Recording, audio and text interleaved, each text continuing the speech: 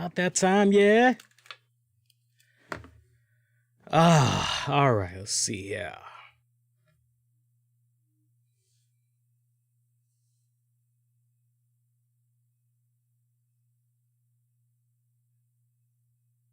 All right, everything looks good to go here. All right. We're going to start in about 60 seconds, y'all. Just about 60 seconds. Let's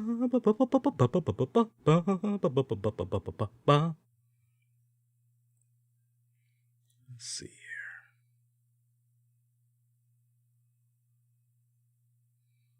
here. There we go. Right. See, we connected. We're still syncing up. Hang on. Okay, everybody's online. Good. Okay. Let's see here.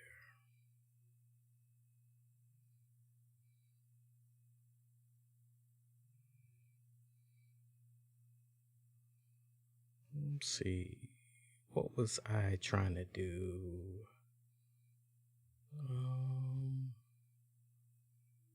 There we go. See if I remember how it was tagged. Yep. Okay. All right, we got a show. Let's do it. Warning, the RCWR show with Lee Sanders is intended for a mature audience only. The following is an Infinity One Productions presentation, keeping it honest, insightful, and interactive. Covering the latest in wrestling and beyond since 2011. You're listening to the RCWR show. Now, your host, live from the nation's capital in Washington, D.C., Lee Sanders.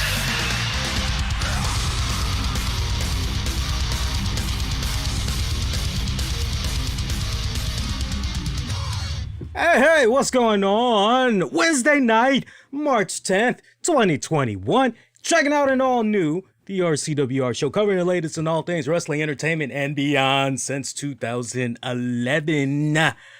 It's nice to be back with you guys. I missed you all tremendously because we didn't do a show Monday night. The very last show that we did was actually Revolution, the pay-per-view. That was the very last thing that we did.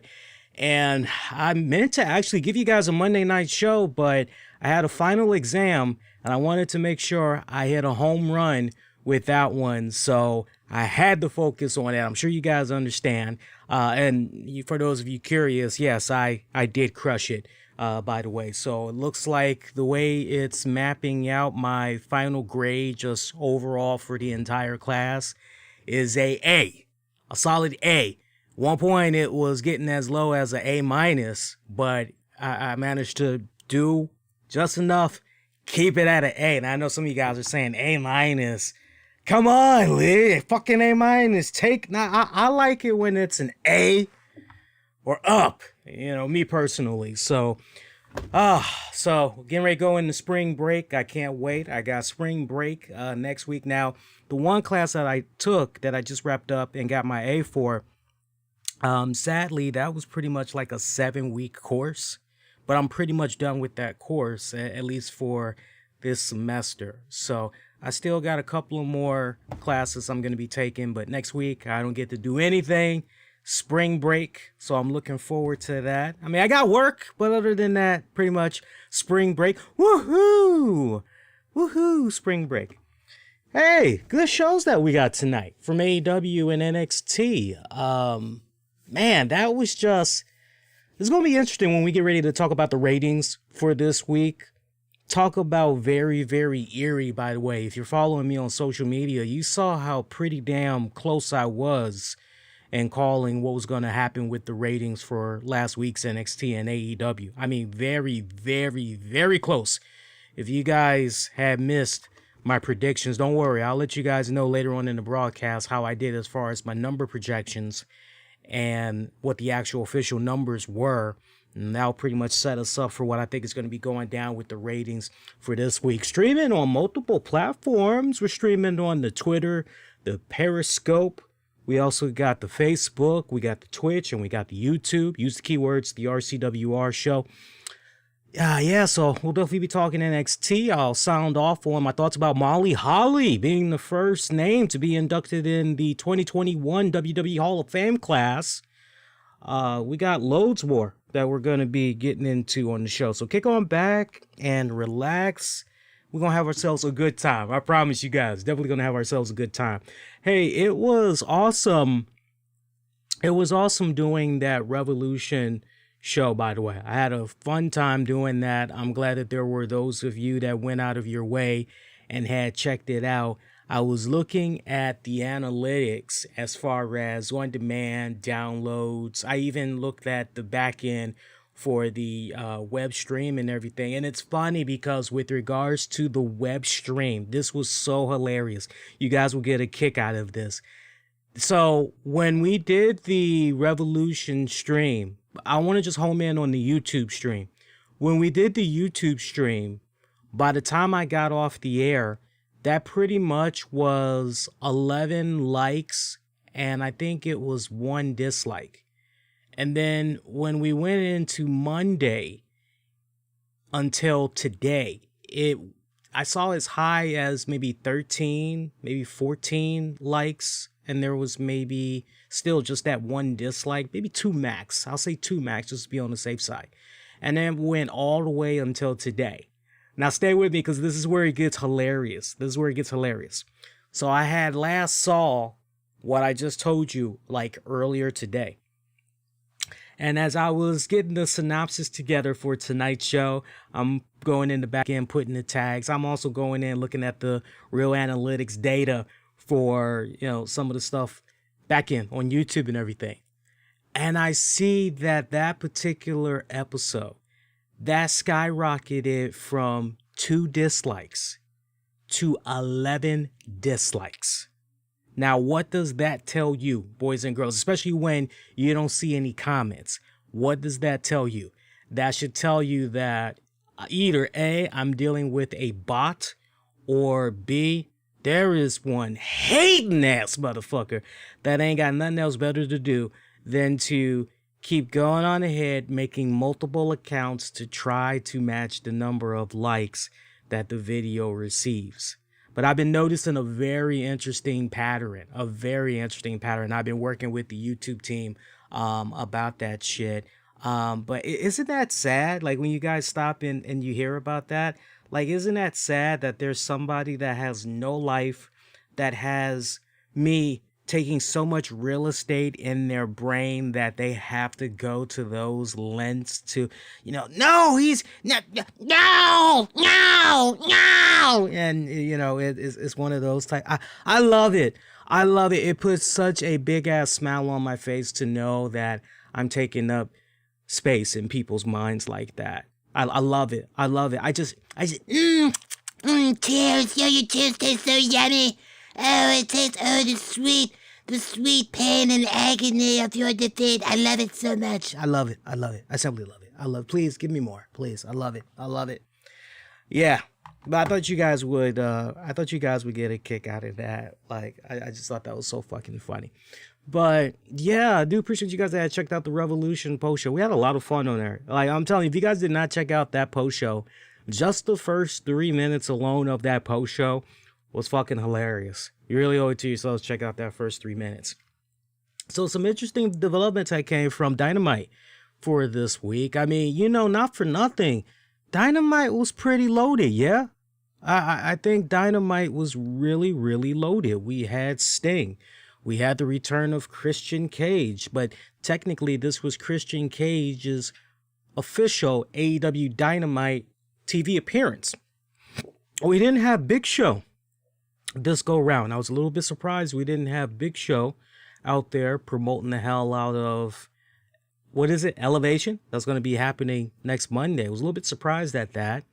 We got a severe swerve in regards to the Inner Circle War Council. I mean, so you had some very interesting developments that came out of this Dynamite, which was essentially setting up a show-themed event for next Wednesday's Dynamite, as it's pretty much their St. Patrick edition next Wednesday, that is. It's their St. Patrick edition of Dynamite that they're going to be doing.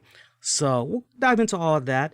Let's just kind of, bounce around a little bit, go here and there. AEW Dynamite opening up with Rey Fenix taking on Matt Jackson. Fantastic matchup, by the way. I thought that was a damn good opener. Rey Fenix, Matt Jackson. Oh yeah, we definitely are going to.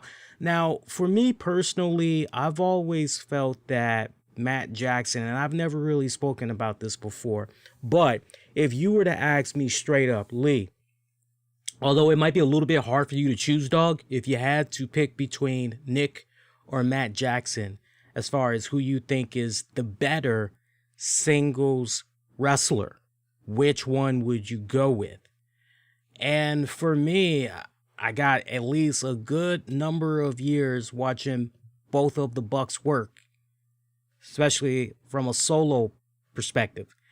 I gotta say Matt Jackson is the better wrestler. That's just me.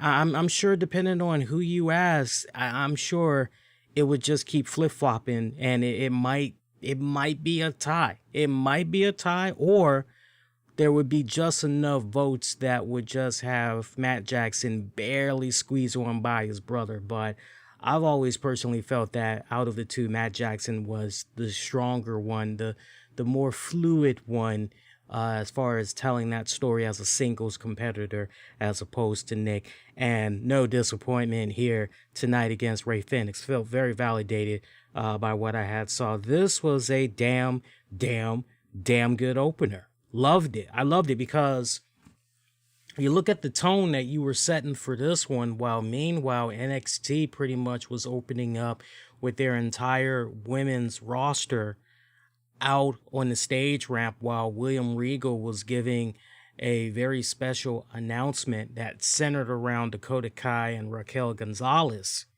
and really just had rippling effects on the entire NXT women's division. More on that when we get ready to talk all things NXT, but you're looking at those two essentially going head to head there. And, it's almost like flip of a coin for that one. It's okay, which one am I going towards? Where am I going? I really wouldn't be surprised if more fans kept it on AEW because of those two boys getting it on there in the ring. Exciting matchup. Big fan of that matchup. Some of the stuff kind of seemed as though it was a little bit rehearsed. I don't know if you guys were, maybe able to kind of pick that vibe up a little bit, but it was an exciting, riveting start to the match, to open up AEW Dynamite. I personally felt closing moments of this one, Matt connecting with a tombstone that got reversed by Phoenix, but then he hits a tombstone for the pin, does Rey Fenix. So Rey Fenix, talk about an upset there, picking up the dub. Rey Fenix going over. Great match of the night. Can't sing enough praises of that one. Good shit right there. From there, we cut to a scene that maybe was shot early in the day that consisted of Jon Moxley and Eddie Kingston. And as much as I would like to say, sitting by the dock of the bay, wasting time. Nah, they actually were just sitting by an open fire, drinking wine. That's what it kind of seemed like they were doing there. Moxley wearing his sunglasses. Although he wasn't wearing his sunglasses at night, it was broad daylight, but yet he's indoors wearing his sunglasses. I don't know, teach its own. Me personally, if I'm in somebody's home and it looked as though this was a residential setting, I'm not gonna have my shades on. But it was kind of mixed for me because Moxley looked as though, especially the way his body language was going while Eddie Kingston was talking, Moxley came off as if he was a bit hangover there. He's kind of working at the kinks of some buzz there. I know that feeling. He reminded me so much of me and a couple of my friends from over the years when we would just get together, have drinks, talking mad shit, cracking jokes all night and everything. It just kind of seemed like one of those type of moments. But, look, And we kind of talked about it a bit on the Revolution post show.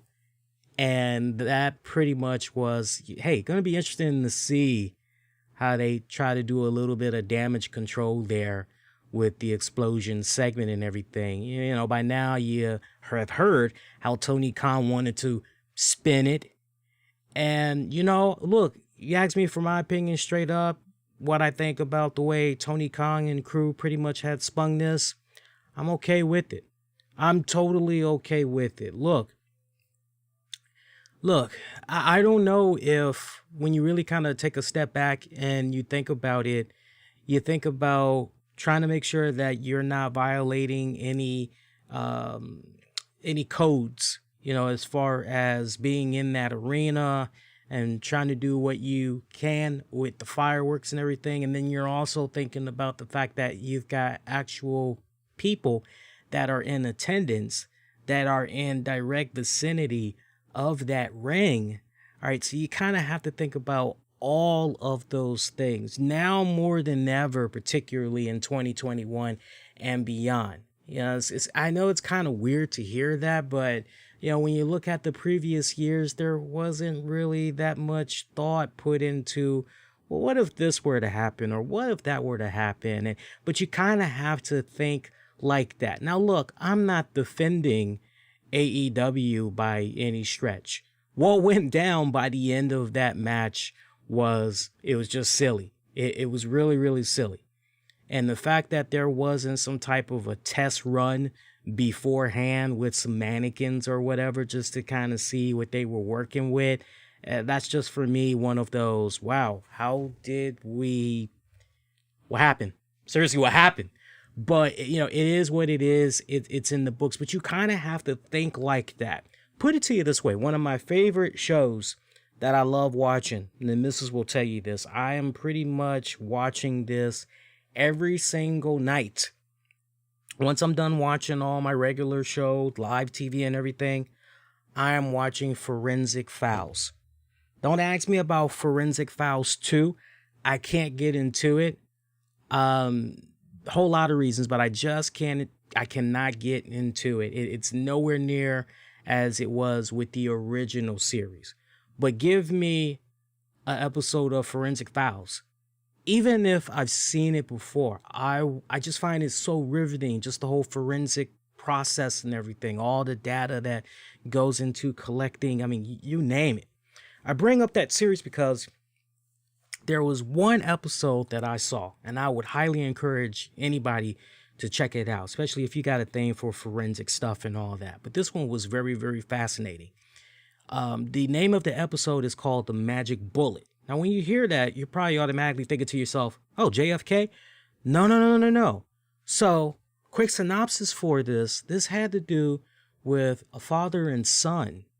And this one weekend, the father woke his son up and said, hey, I'm getting ready to go do my thing over at the, oh God, what was it? I'm trying to think of the name. I just don't, I'll have to talk it out. And if you want to kind of put the words out there in the chat, go ahead and do that. But basically, his father was a judge at this gun, kind of like a gun tournament type of deal. So basically, you would go to this, it was almost like a firearm school. That's the best way I could kind of describe it. You would go here if you were trying to test out some firearms, improve your marksmanship. You could also go here for little tournaments that they were having and everything. So his dad was apparently one of the judges, and I believe the father might have co-owned it as well. I'm not really sure, but I know for certain he was a judge. Stay with me now, because this ties into AEW. Stay with me.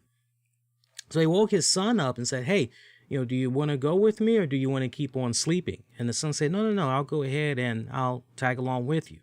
So father and son tagging along, like any and everything that they normally would do on a weekend. If they're not fishing, in some form, they're always hanging out together. You realize, because the dad participated in this episode and he talked about his son and everything. He's like, yeah, he's my best friend. We We do everything together. You know, he's my little buddy. You know, he's like the little brother I never had, essentially. You know, on top of being my son.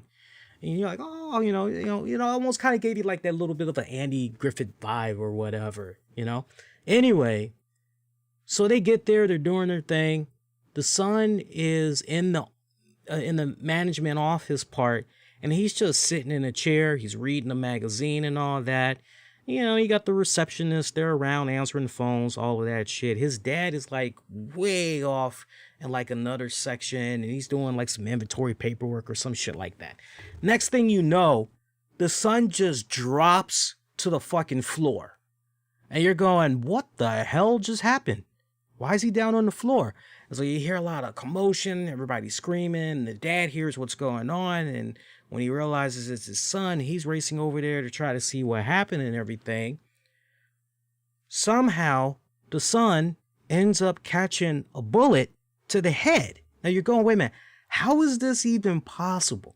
And then you just think about, I mean, and they did a brilliant job, Forensic Files, they did a brilliant job chronicling how this magic bullet had like went from way across from like the shooting compound, basically firing range and all that. It went from over there, and the fucking bullet traveled like, my God, I don't know, like 80 fucking feet or some stupid shit, goes through a warehouse, somehow ricochets off some walls in a fucking warehouse, and eventually comes through the section that's the office where the son is, does a little bit more ricocheting, and then catches the kid in the head, does the bullet. And you're going, WTF. So, all about trajectory, basically. It was weird trajectory. You gotta go out of your way and look that. If you like little trivial shit like that, I'm telling you, you go out of your way, you watch that episode, you'll come back and you'll say, Lee, that was pretty, what the fuck? That was pretty insightful. So, you know, when I think about in 2021 trying to do stuff like that exploding barbed wire death match, yeah, it's like, okay, you're going to have fans in attendance and they're going to be that close to the ring. All right, yeah, you may be picturing a lot of boom, pam, poof, pow, zam, and all that shit. But is it going to be safe to the point where the fans are going to be all right? You just can't help but kind of think that way. So, look, I don't know if AEW thought that way. I hope they kind of did. But if they didn't, then the whole intent was for them to just fireworks. We need lots of fireworks. And it pretty much, what you ended up getting, was a premature ejaculation. Well, then it is what it is. But I respect the fact out of Tony Khan, you know, pretty much owning it and then kind of turning it into this story arc where brilliantly Eddie Kingston, Jon Moxley are just egging on Omega. Wait, what the hell? Where'd you get your kit from? Did you call up Acme? I'm like, okay, we're going in with the Looney Tunes references. Okay, that's badass. Hey, I know, Impact. Impact fronted the bill for all that stuff with the ring there. They front the bill for the barbed wire exploding and all that. They spotted him on the explosions, right? That's probably what went down. Impact, they gave him a little help there, okay? So I like how they had pretty much connected all of that and everything. What they say, fourth grade science class basically is what Kenny Omega was doing there. Loved it. Eddie Kingston, Moxley, great chemistry together. Great chemistry. I was like genuinely feeling that camaraderie that was happening between the two. Ate that shit up. Pretty good. That would not be the last time we would see of Moxley and Kingston, by the way. More on that in a hot second. Second matchup of the night, Cody Rhodes having a squash match against Jonah Jobberson. Yeah, that's a good way to dub. Look, seriously though, I don't even know what the hell this guy's name was. I didn't even catch it. I just see some big guy in the ring. I'm going, oh, wow, this dude looks like he's pretty intimidating. This guy looks like he's going to do some serious fucking damage to Cody. Okay. Like 60 seconds later, the match was over. Cody won. I mean, for me, this was just WTF. Look, on the one hand, I totally understand it. I totally understand it that Cody is, hey man, this is Cody Rhodes. We got to make sure he looks pretty damn good. And okay, I'm down with that and everything. But riddle me this: if we're trying to tell this story where Cody Rhodes, oh, his shoulder this, his shoulder that, and he's on social media, oh, the shoulder this, the shoulder that. Okay, we got, okay, he's taking these little injuries. The totality of these injuries is starting to be heavy on Cody, right? So if we're getting all of this information consistently, then shouldn't these matches be a little bit more challenging for Cody just from a physical standpoint? Man, he barely got out of that. You know, you can't help but wonder that with the injuries that's been going on with Cody there over the course of the last couple of weeks, you know, if maybe it's time for him, he should consider pumping the brakes a little bit and maybe taking a couple of weeks off and recharging the batteries a little bit, right? But no, we just pretty much have him go out there and essentially 40 seconds, 60 seconds, whatever it was, didn't even make it 2 minutes, say that for sure, and the match is pretty much over. Really didn't like that. Really did not like that. Tony Schiavone gets in the ring afterwards, has some questions for Cody. And this is where it got really interesting because Cody's little post-match interview was interrupted by Penta. I was about to call him Mieta. I was about to call him Penta El Mieta. That's the wrong thing to be calling because he is not Mieta. I'm telling you that. Mieto. But yeah, Pentagon. Penta, Muero. He was in the house, and he actually took his Spanish colleague from the coming table to basically translate for him all the trash talking he was giving to Cody face to face. I gotta say, I love that. That was refreshing. I haven't seen anything like that in quite a long time. But let me put an asterisk by in a long time. I haven't seen anything like that in a long time, especially where the person that is translating for that wrestler, oh, this looks like a little weasel. This looks like somebody you need to be paying close attention to because this person could be pulling some shenanigans in the ring, outside the ring and all that if you're not careful. So watch out for that cat. I love that dude. I mean, he almost gave me a Ricardo Rodriguez vibe a little bit. I don't know if some of you guys had kind of caught that same vibe. And he also gives me, what's the guy's name in MLW that was part of the dynasty there with Hammerstone? Holiday is the guy's name. He almost kind of has a crossbreed there. He does the commentator that was speaking on behalf of Penta. He almost has a Holiday mixed in with Ricardo Rodriguez. I love it. I fucking love it. I love the smugness that came from this guy. I definitely love the fact that when the trash talking got to the point of bringing up Cody's wife and little small child and all that, the daughter, more fighting words right there. I love how Cody just pretty much rolled the fuck out of that ring and was ready to just throw it down with Penta. And that little commentator dude was just nowhere to be found. I mean, he like totally just vaporized in thin air, right? I need to see more of Penta and that guy. I think the two of them, I think AEW kind of stumbled upon something here kind of cool. So hopefully that is not the last time that we see of those two guys together. But yeah, the fact that Cody and Penta are essentially now going to be working a program together, I'm extremely excited about that. I don't know about you guys, but I am extremely excited about that. I can't wait to see Penta and Cody lock it up. I think they're going to have a phenomenal match.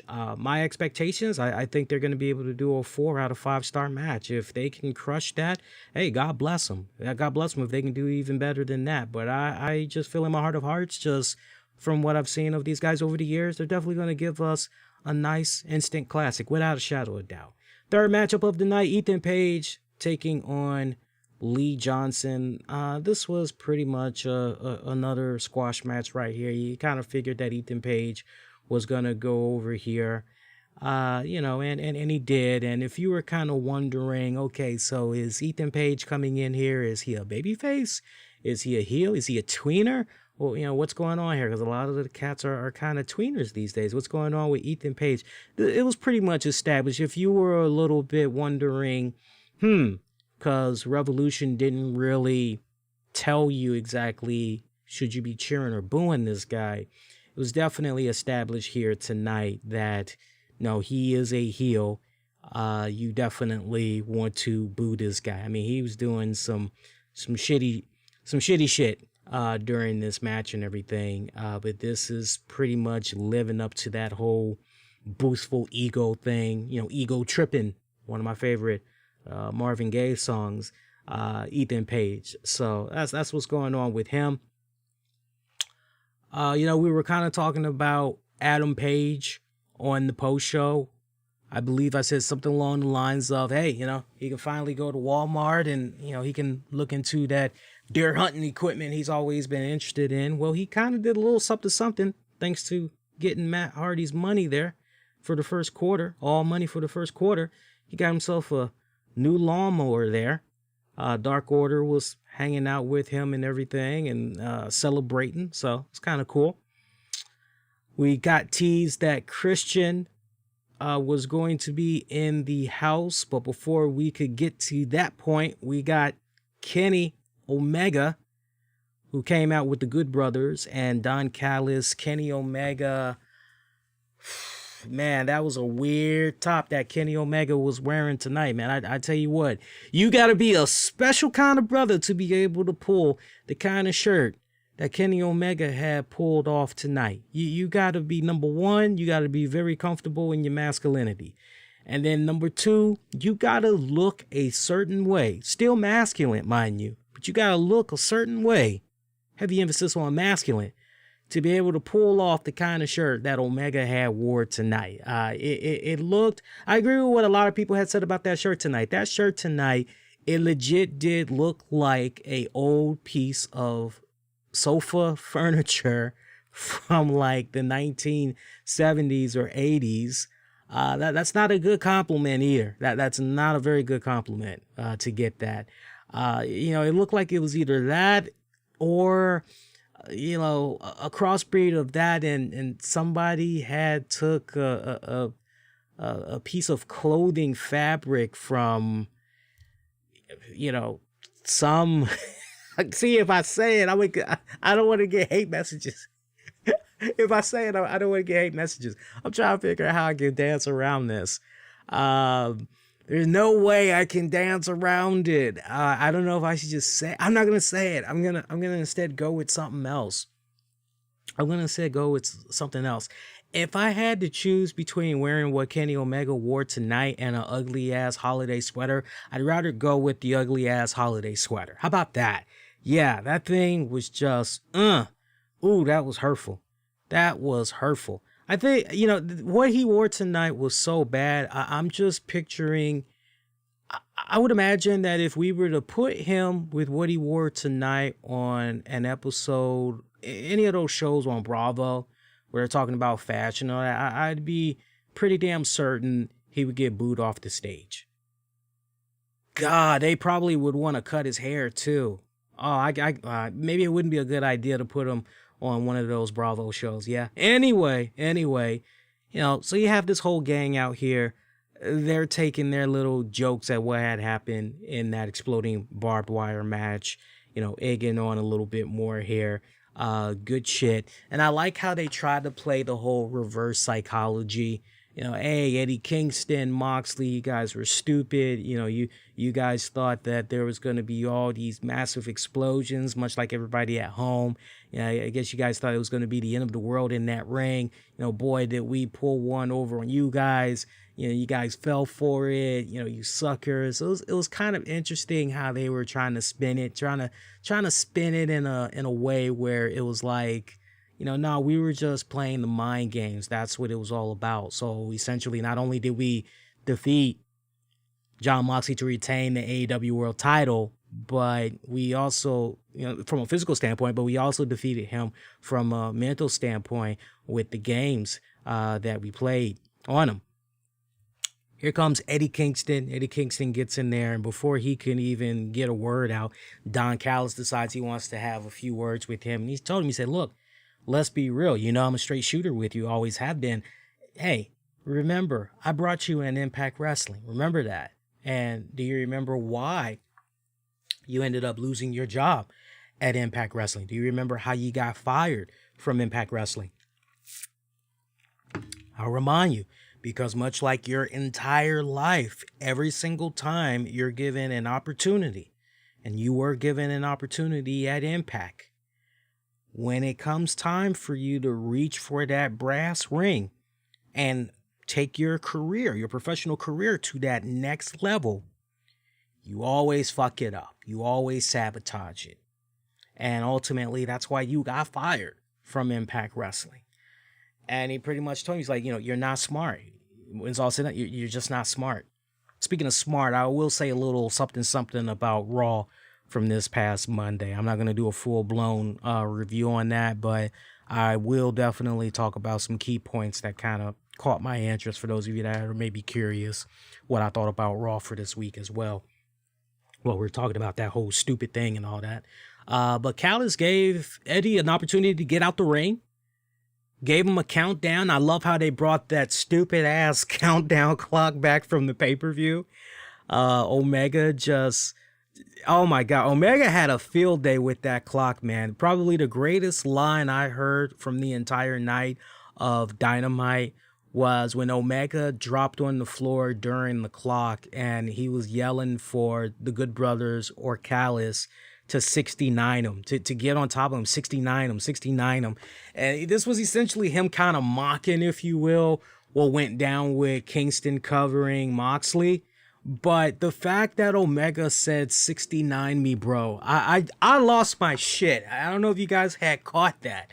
Because normally I don't even have the commentating on when I'm watching these shows, because I'm usually dual, as most of you guys know. I'm watching whatever show on the big screen, and then I've got my tablet and I'm watching the other show.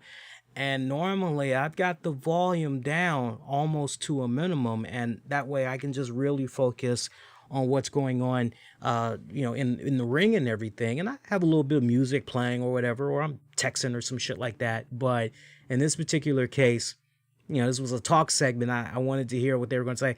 And the fact that Kenny Omega said 69 me, bro, 69 me, lost my shit right there. Omega teasing Eddie, go ahead, hit me. You know you want to do it. Hit me. Go for it. Come on, first shot. Free dibs. Go ahead. You ain't gonna do it though, because you ain't got the balls. Yeah, big mistake. Eddie Kingston decked the hell out of Omega. All hell just breaking loose. Numbers game was pretty much getting the best of Kingston. Jon Moxley soon comes out, tries to help even up the odds a little bit. Then a couple of minutes after that, somehow we end up getting Kenny Omega just kind of beaten down, staggering a bit in the ring. And while all the chaos is going on outside, we get the music of one Christian Cage coming out there. And he is looking, eyes locked on at Kenny Omega. He's eyeballing that AEW championship. Omega and Christian, they talk trash. Omega tries to get a handshake from Christian. Christian ain't budging. Omega takes that to heart, tries to do a cheap attack. Doesn't work out well. Christian almost connects with the unprettier, but Don Callis managed to grab the ankle of Omega, yoinked him out of the ring in time, and pretty much saved him that way. So I like the fact that we've got Christian pretty much, because remember what I was telling you guys? I said, where are we going with this? Where are the other guys going to come that's going to balance it out a little bit for Moxley and Kingston? Do you maybe go and insert Penta, Ray, Phoenix in there? Or remember, I was kind of posing a couple of ideas out there. So it's nice to see that they pretty much just went on ahead and inject Christian into this. And look, if we're ultimately going to get Christian and Omega, man, I'm totally down with that. I think that's going to be a fantastic ass matchup. Sincerely, I think that's going to be awesome.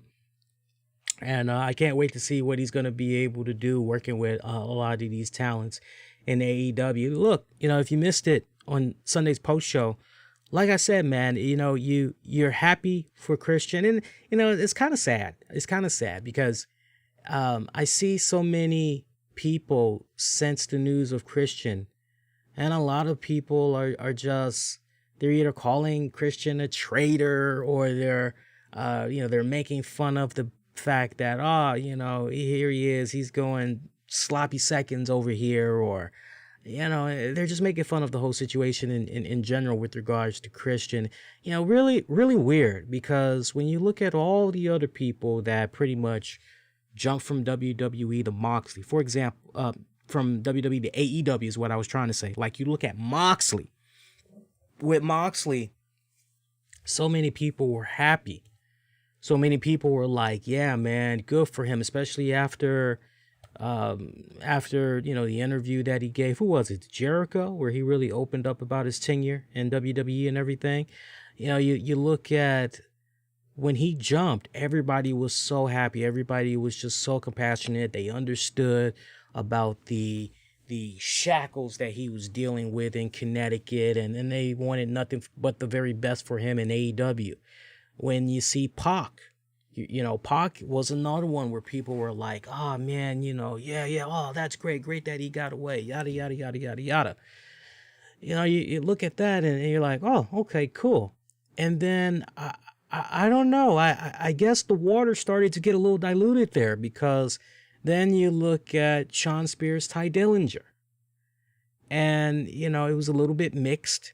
That was probably where it really started to get mixed, was when Shawn Spears came in there, and you're like, But then FTR, when FTR signed, once again, everybody, very compassionate, very understanding, especially when they did that infamous interview with Jim Cornette and Brian Last. Everybody was just, from that point, really, really rooting these guys on, really rooting them on for nothing but having great success. But then you get to that point where, okay, now we're going to bring in Big Show. And I mean, the jokes were just all over the place when Big Show was coming to was coming to AEW and everything. There was a lot more jokes compared to, you feel me?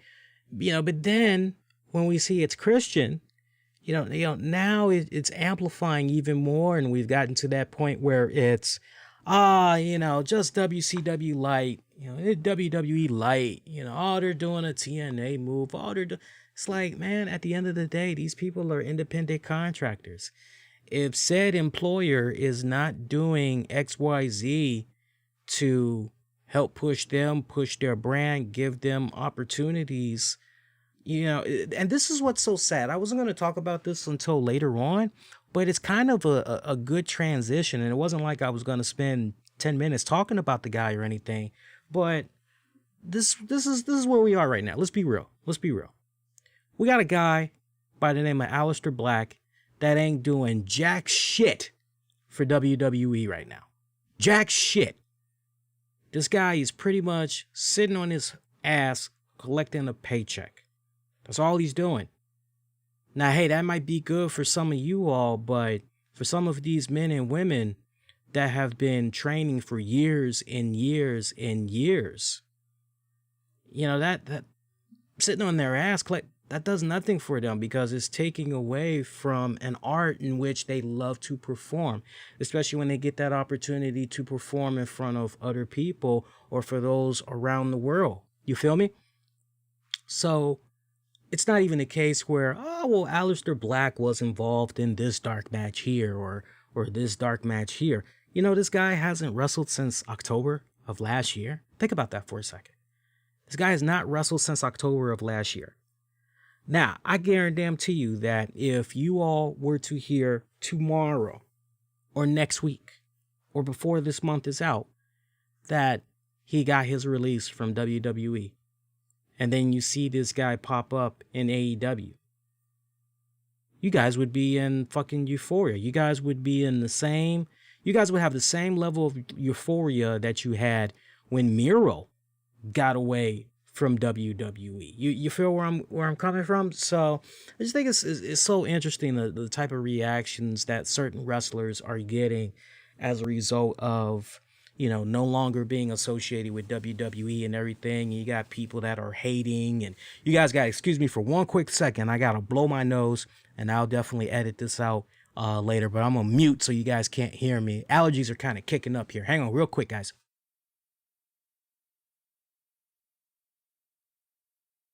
Okay, that's good. But yeah, it's just really weird what's going on when I look at what's happening with certain guys coming over. They're independent contractors at the end of the day. You know, they're free to work whoever, wherever, whenever, you know, and if it's a case where, okay, well, these people are hiring, they're taking their services over here. Okay, well then, you know, so be it. You know, it's just silly. It's silly. It's something that's never going to stop. No matter how many years go by, it's like I see this same dance by a good group of those that's vocal throughout social media. It's something that's never gonna change. People are never gonna wise up, but you know, it is what it is. Fourth matchup of the night: Britt Baker, Nyla Rose, and Maki Itoh taking on Shida, Ryo Mizunami, and Thunder Rosa. Okay little matchup, for what it was worth. Okay little matchup. Team of Thunder Rosa, Shida, Ryo picking up the dub. From there, probably one of my second favorite matches from Dynamite tonight, Scorpio Sky taking on Darby Allin. This was a freaking fun ass match. I gotta tell you. I really had love for this. These boys went at it for about almost 15 minutes.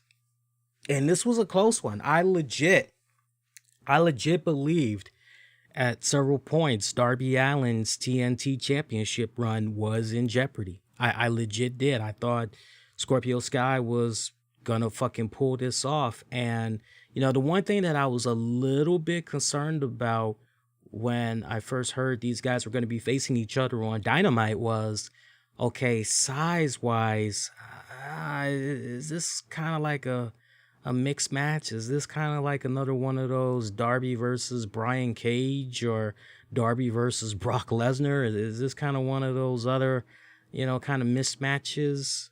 Or, you know, but size-wise, height, you know, almost build-wise, they actually kind of complimented the hell out of each other, I have to say. And the way that this match was booked, as far as really trying to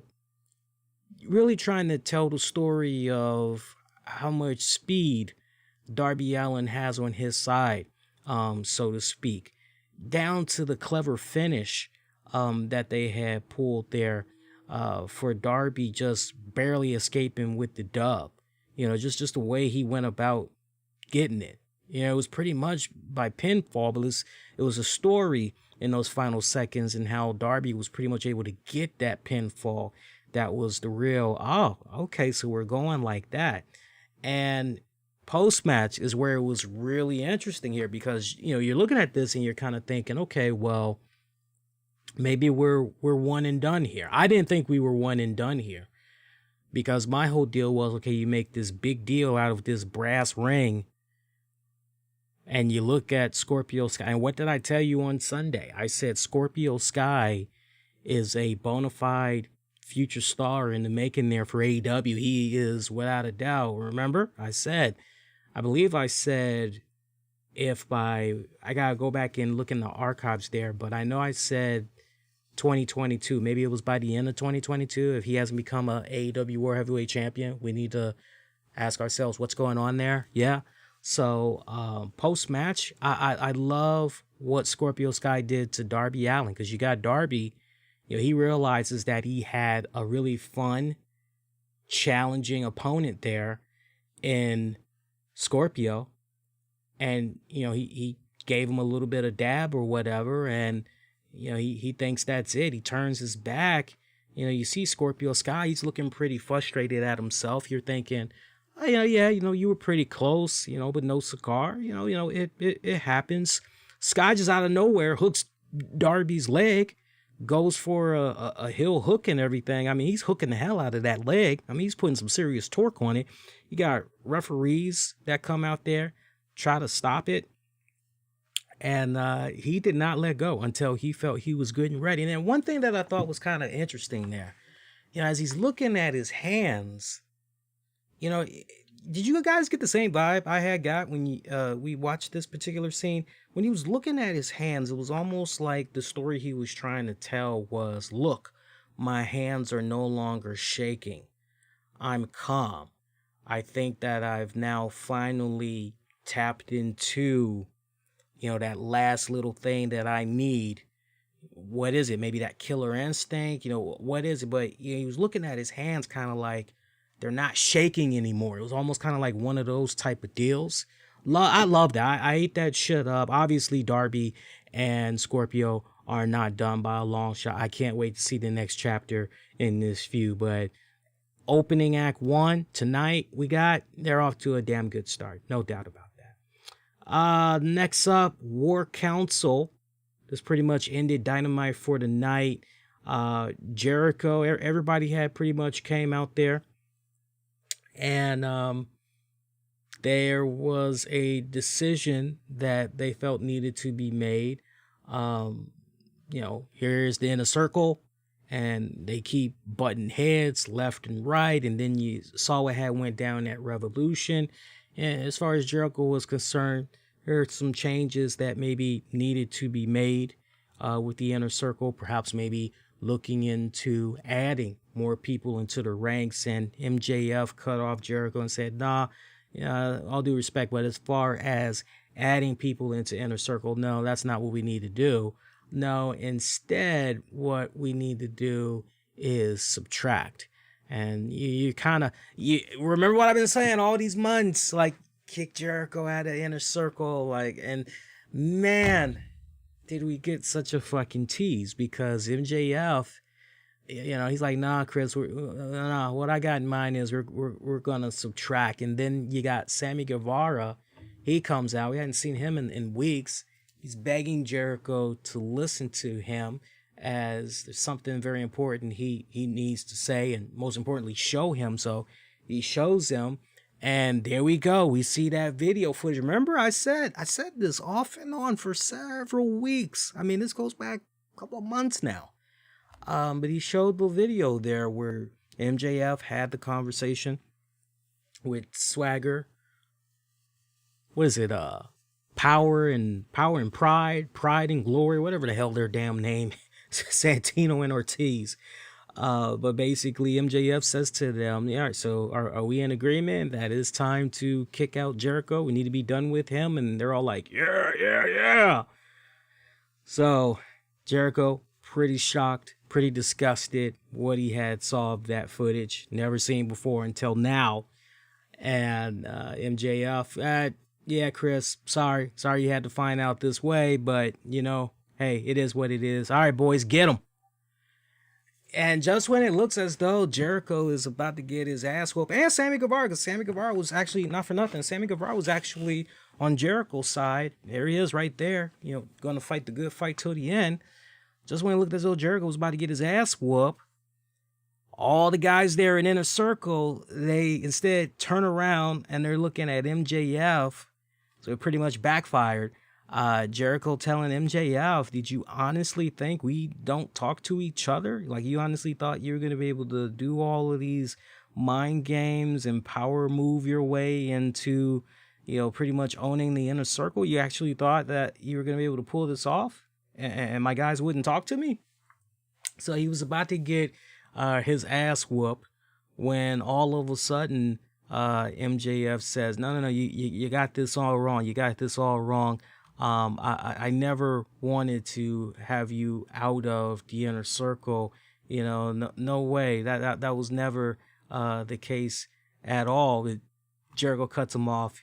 As of this moment, you're fired from the inner circle. Again, teasing that beatdown. And MJF tells him, hang on. He says, look, I know what you guys are about to do and everything like that, but you guys need to understand that this was never about taking over the inner circle. No. While you guys were, busy doing all of whatever the fuck you guys were doing, look, I swear this was never about taking over, because truth be told, I was too damn busy building my own. And you're like, lights go out for several seconds, comes back on. We got FTR, we've got Wardlow, we've got Shawn Spears, and we've got Tully Blanchard. And they're all standing beside MJF, and boom, there's just Shawn Spears is there as well. And there's just a vicious attack, and MJF's new little entourage there, his new little stable, they pretty much had got the best of all of those guys. Jericho getting the most damage. He was getting the most of the beating there. Got busted open, bat to the stomach, I think to the head as well. Powered bomb through a table outside the ramp area. Beautiful carnage that was going on there, as AEW pretty much goes off with this new entourage again. Tully Blanchard, FTR, Shawn Spears, Wardlow.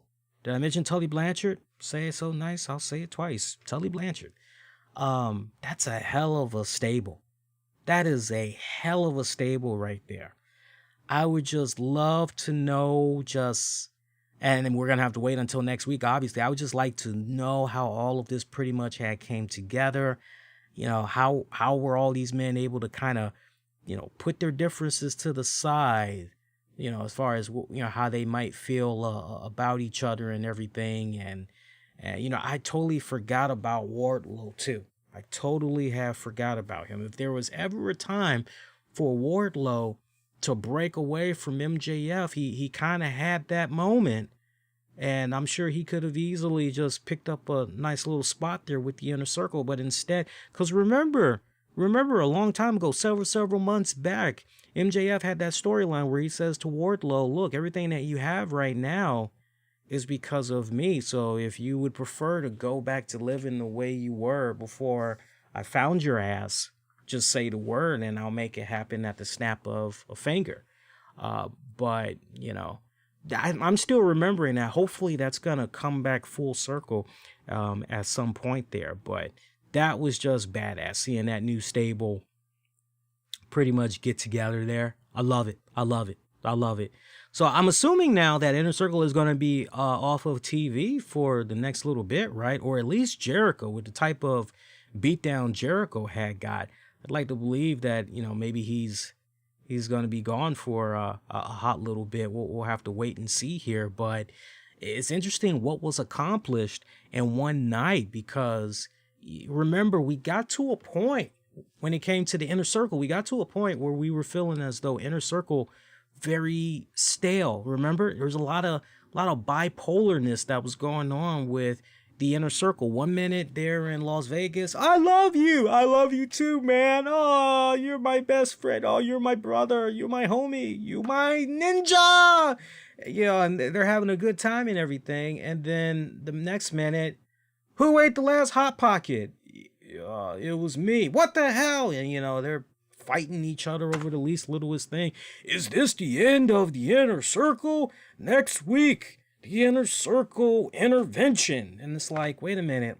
Last week you were just in Las Vegas giving us a love fest fucking night of how much you all love each other. Now the very next week we're doing a fucking intervention. What the hell is this about? And then the very next week, Inner Circle crossroads. Will they break up? Will they stay together? And it's like, what the fuck is... So there was a lot of, just, okay, this is stupid, seriously. And they were starting to get a little bit stale there. So the fact that what was accomplished tonight adds not only a new layer to the inner circle, but also look at it from this standpoint. Now you officially got the inner circle pretty much coming back united as baby faces.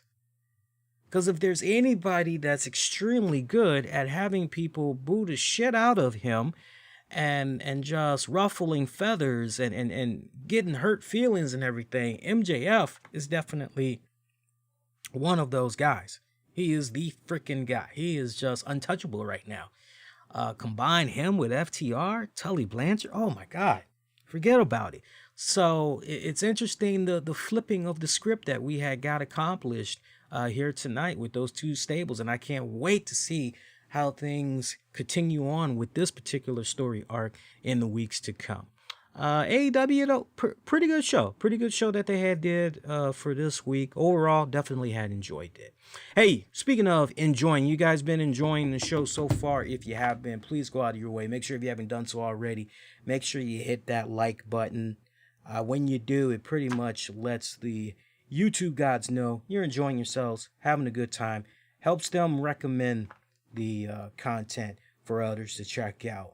Do that. Appreciate that in advance. Doesn't cost you a thing. If you're not subscribed, do subscribe. But you know what? Even if you don't subscribe, that's cool, because just the fact that you go out of your way, you check out the show, that's enough for me. I can live with that. But yeah, appreciate the love and the support while you guys are tuning in live right now. Hey, let's get into some Patreon shout outs. Patreon.com/the RCWR show. Is it the or is it RCWR show? Hang on a second. I want to give you guys the wrong info. Yeah, patreon.com/RCWR show. That's where you can go check out bonus audio video content. Won't be able to find anywhere else. $5 a month gets you access to boatloads of exclusive content. I wonder if I can show... No, I can't show you right now because I got my sweater on, right? And I've got boxers on. So I can't show you right now. I might be able to actually turn the camera for a little bit, but we got some new unboxings that's going to be happening.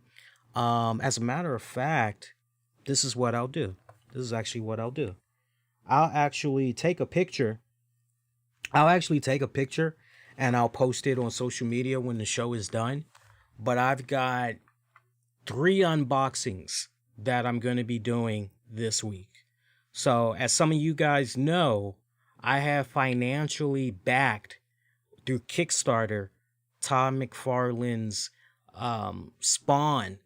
That there was an old Spawn, like anybody that was a toy collector back in the 90s, there was like the very, very first wave series of Spawn action figures. And Todd McFarlane, a couple of years ago, he decided he wanted to bring it back, and he wanted to do it on a much larger scale, a more fine articulation scale and everything. So he did this Kickstarter, and his whole thing was, okay, you know what? If I can raise the X amount of money needed to go ahead and do this, then I'll go ahead and I'll do it. And, he was expecting a low turnout, but he had so many backers. It was like one of the most popular... It was one of the most popular financially backed things associated with something comic book related for like all time. It was definitely something that was, I think, touched upon briefly in his documentary that had came out late last year and everything. But it took a minute for those Spawn figures to come out because essentially they were done being complete. They were completed as of, I would say maybe August. They were complete, and from there, it was just a matter of, okay, shipping, logistics, but pretty much everybody was supposed to have them on their doorstep by November. But of course, we had this little thing called COVID that went down, and then on top of COVID, we also had, Mother Nature doing its thing. So long story short, it created a lot of hiccups. And so basically this month, maybe I want to say maybe late February going into March, like that last week of February going into March is pretty much when, okay, now everything's been cleared, red tape is good, everybody's going to start getting their figures. And so mine's actually had came in the mail earlier today. So I got that.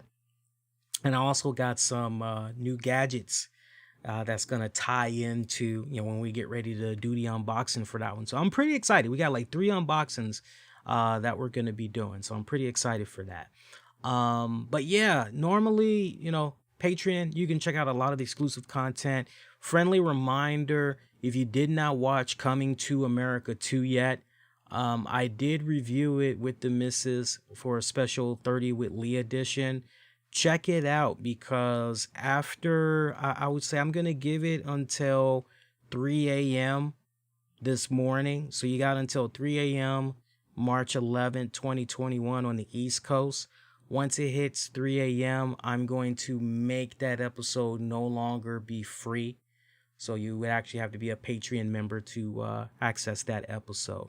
Shout out to our Patreon members, Anthony DeBlasi, Justin Ripstock, Gino Morgan, Freddie.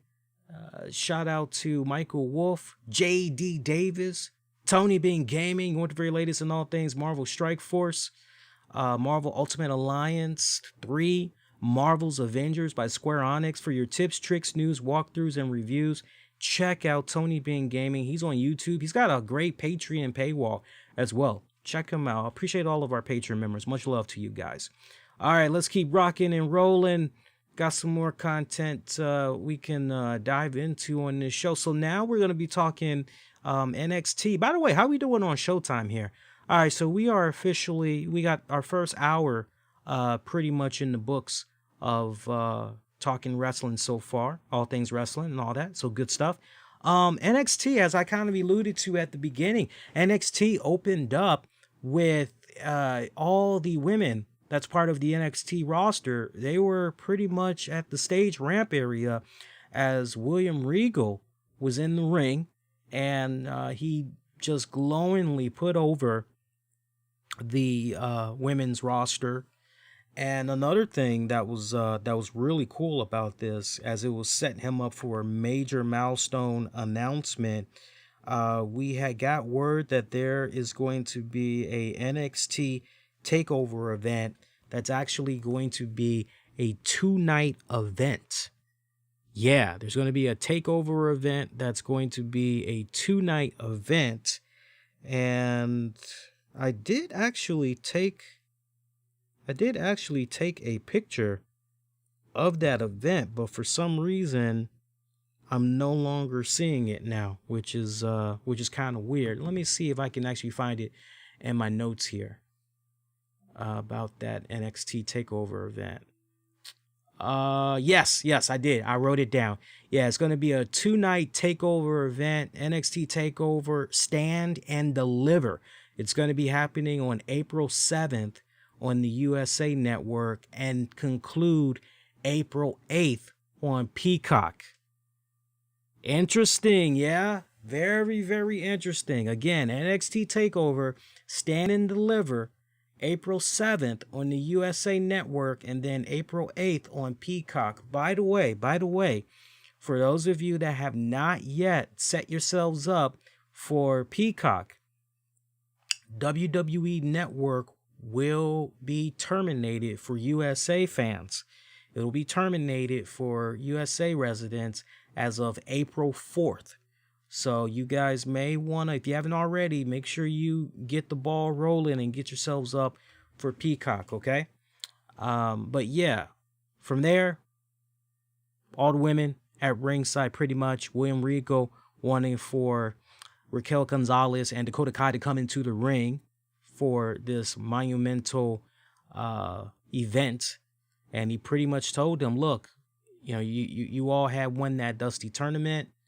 You pretty much had won the right to face the women's tag champions, and we saw the shenanigans that had went down with that. Spoke with others here in NXT, other management here in NXT, and they pretty much agreed that this decision that I'm about to make, they agreed that we should do this. So he unveiled new NXT women's tag titles and presented it to them and officially crowned them the first inaugural NXT women's tag champions. And they seemed pretty stoked, but then they went right into that heel routine, just when you thought, oh, maybe we're going to see a nice little, they pretty much went to their usual selves and going so far as to say, y'all better get used to it. All you ladies, yeah, y'all better get used to this, because we're going to be NXT Women's Tag Champs for a very, very long time. Well, this had prompted Shotzi Blackheart and Amber Moon to step up to the plate and say, you know what, congrats and everything, but, we were pretty close too. Quite honestly, y'all just had luck on your side, but we would have got it, honestly. Tell you what, you feeling all cocky? Why don't you bounce out there and give us a title shot tonight? Regal goes ahead and books that match. More on that in a hot second.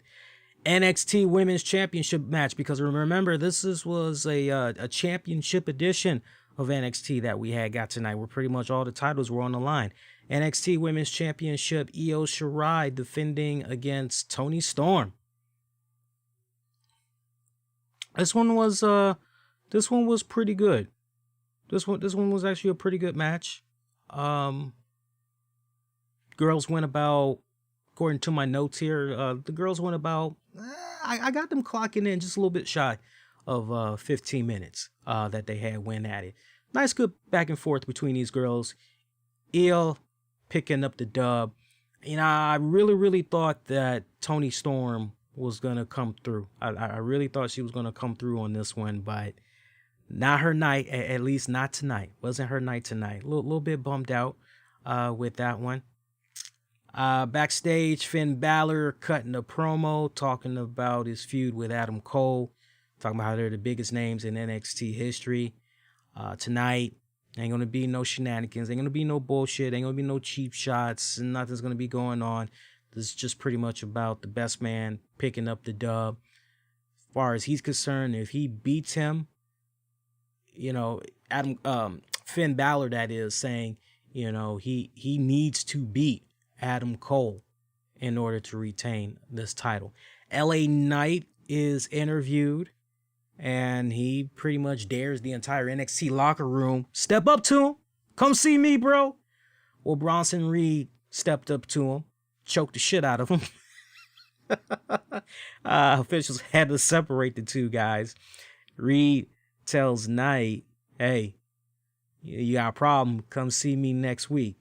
You doing a debut next week, ain't you? Come see me next week. So next week, we will finally get the in-ring debut of LA Knight. I'm actually looking forward to that. A lot of people have been growing kind of sour on LA Knight. It's like, damn, dude. Like, we haven't even seen this guy in the ring yet throw down. I mean, he don't even have a month of NXT programming under his belt yet. It's still early. It's like you put a fucking pizza pie in the oven and the motherfucker says bake for 20 to 23 minutes and you already going after 3 minutes. This sucks. You're like, damn, dude, like you just put it in the oven. Go chill. Go watch TV or something. Go chill.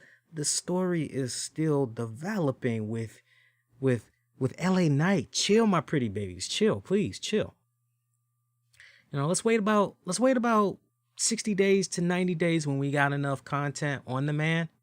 I think that'll be more than enough time to just kind of kick back and go, okay, so how has this run been different from what was going on when last we saw of him in NXT, Impact Wrestling, NWA.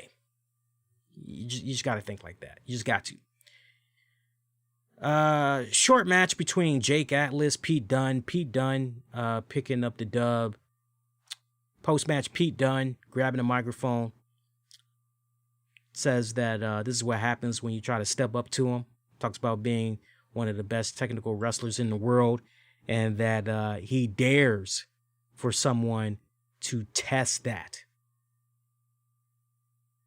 Not nothing, but look, Jake Atlas, I still can't get behind this guy. I still can't. I look at Jake Atlas and I'm just like, I don't know if this guy needs like some stubble, a serious mean streak. Something is missing. I want to like this guy. Like, I believe in this guy. I want to, but there's just something missing that I can't quite put my finger on that makes me feel totally indifferent when I see him out there. I did not look at this match as the best of two greats getting it on. I just pretty much looked at this as a one-sided ass-kicking contest. Sad but true. Sad but true. Imperium had got a promo. And this was where Marcel Barthel had addressed Timothy Thatcher and offered him a spot with Imperium because he felt it's where they belong. And also said, hey, we'll even make room for your buddy, Tommaso Ciampa. You're like, whoa, Tommaso Ciampa and Timothy Thatcher in Imperium. That would be fucking badass. Leon Ruff, he's cutting a promo. Again, this is in the back. Says he's sick and tired of people thinking he lucked his way into getting opportunities. That it's not Swerve's house. He beat him and has held it down since arriving in NXT.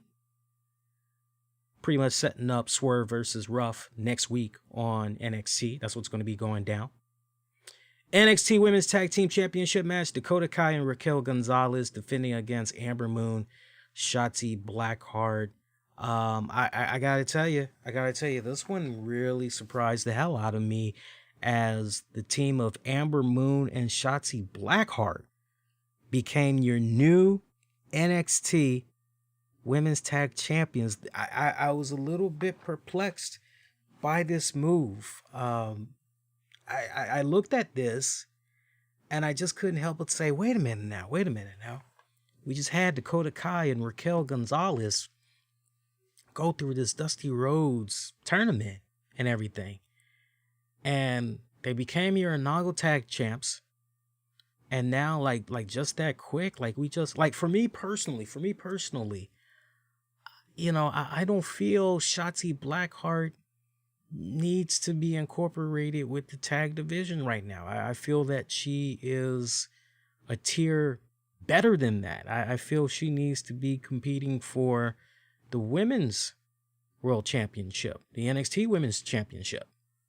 So I just kind of looked at that, and then Amber Moon, the only thing I can just kind of take away from this is just, okay, well, maybe the powers that be kind of feel as though Amber Moon needs a little bit more seasoning under her belt. She needs a really good kind of rub off there. And maybe based on what they've been seeing so far over the course of the past several weeks, it kind of feels as though Shotzi and Amber have been kind of rubbing off of each other, in a very good way. You almost kind of think about when Cedric and Shelton had got together. And you're like, oh, this has a lot of potential. Okay, let's see, where this goes. I mean, the team of Amber and Shotzi has a lot of potential, but it's mainly because Shotzi is that, I hate to go the Rockers analogy. I really, really do. But Shotzi Blackheart is that loud, abstract, in your face, big old ball of energy. And Amber Moon is that very quiet, kind of shy, may say a little something crazy here and there, but is kind of reserved. Even when she gets mad, this is about as loud as she's going to raise her voice. It's almost kind of, you understand what I'm saying? I mean, let me give you an even better analogy. When I had got my grade for my final exam for my TVRA course today. Our final assignment, it was a webinar that we had to that we all had to participate in. We all pretty much participated in this webinar via Zoom. That's pretty much how we did our slideshow presentation and everything.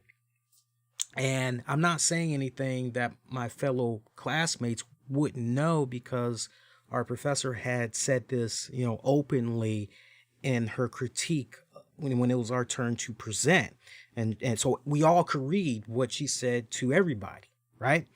And so when she got to me, and I didn't plan it out this way, I was the very last presenter. And when it came time for me, all I had on my mind as I was hearing my fellow classmates, doing their thing, it was great presentations. But the one thing that I felt a lot of them were missing was energy.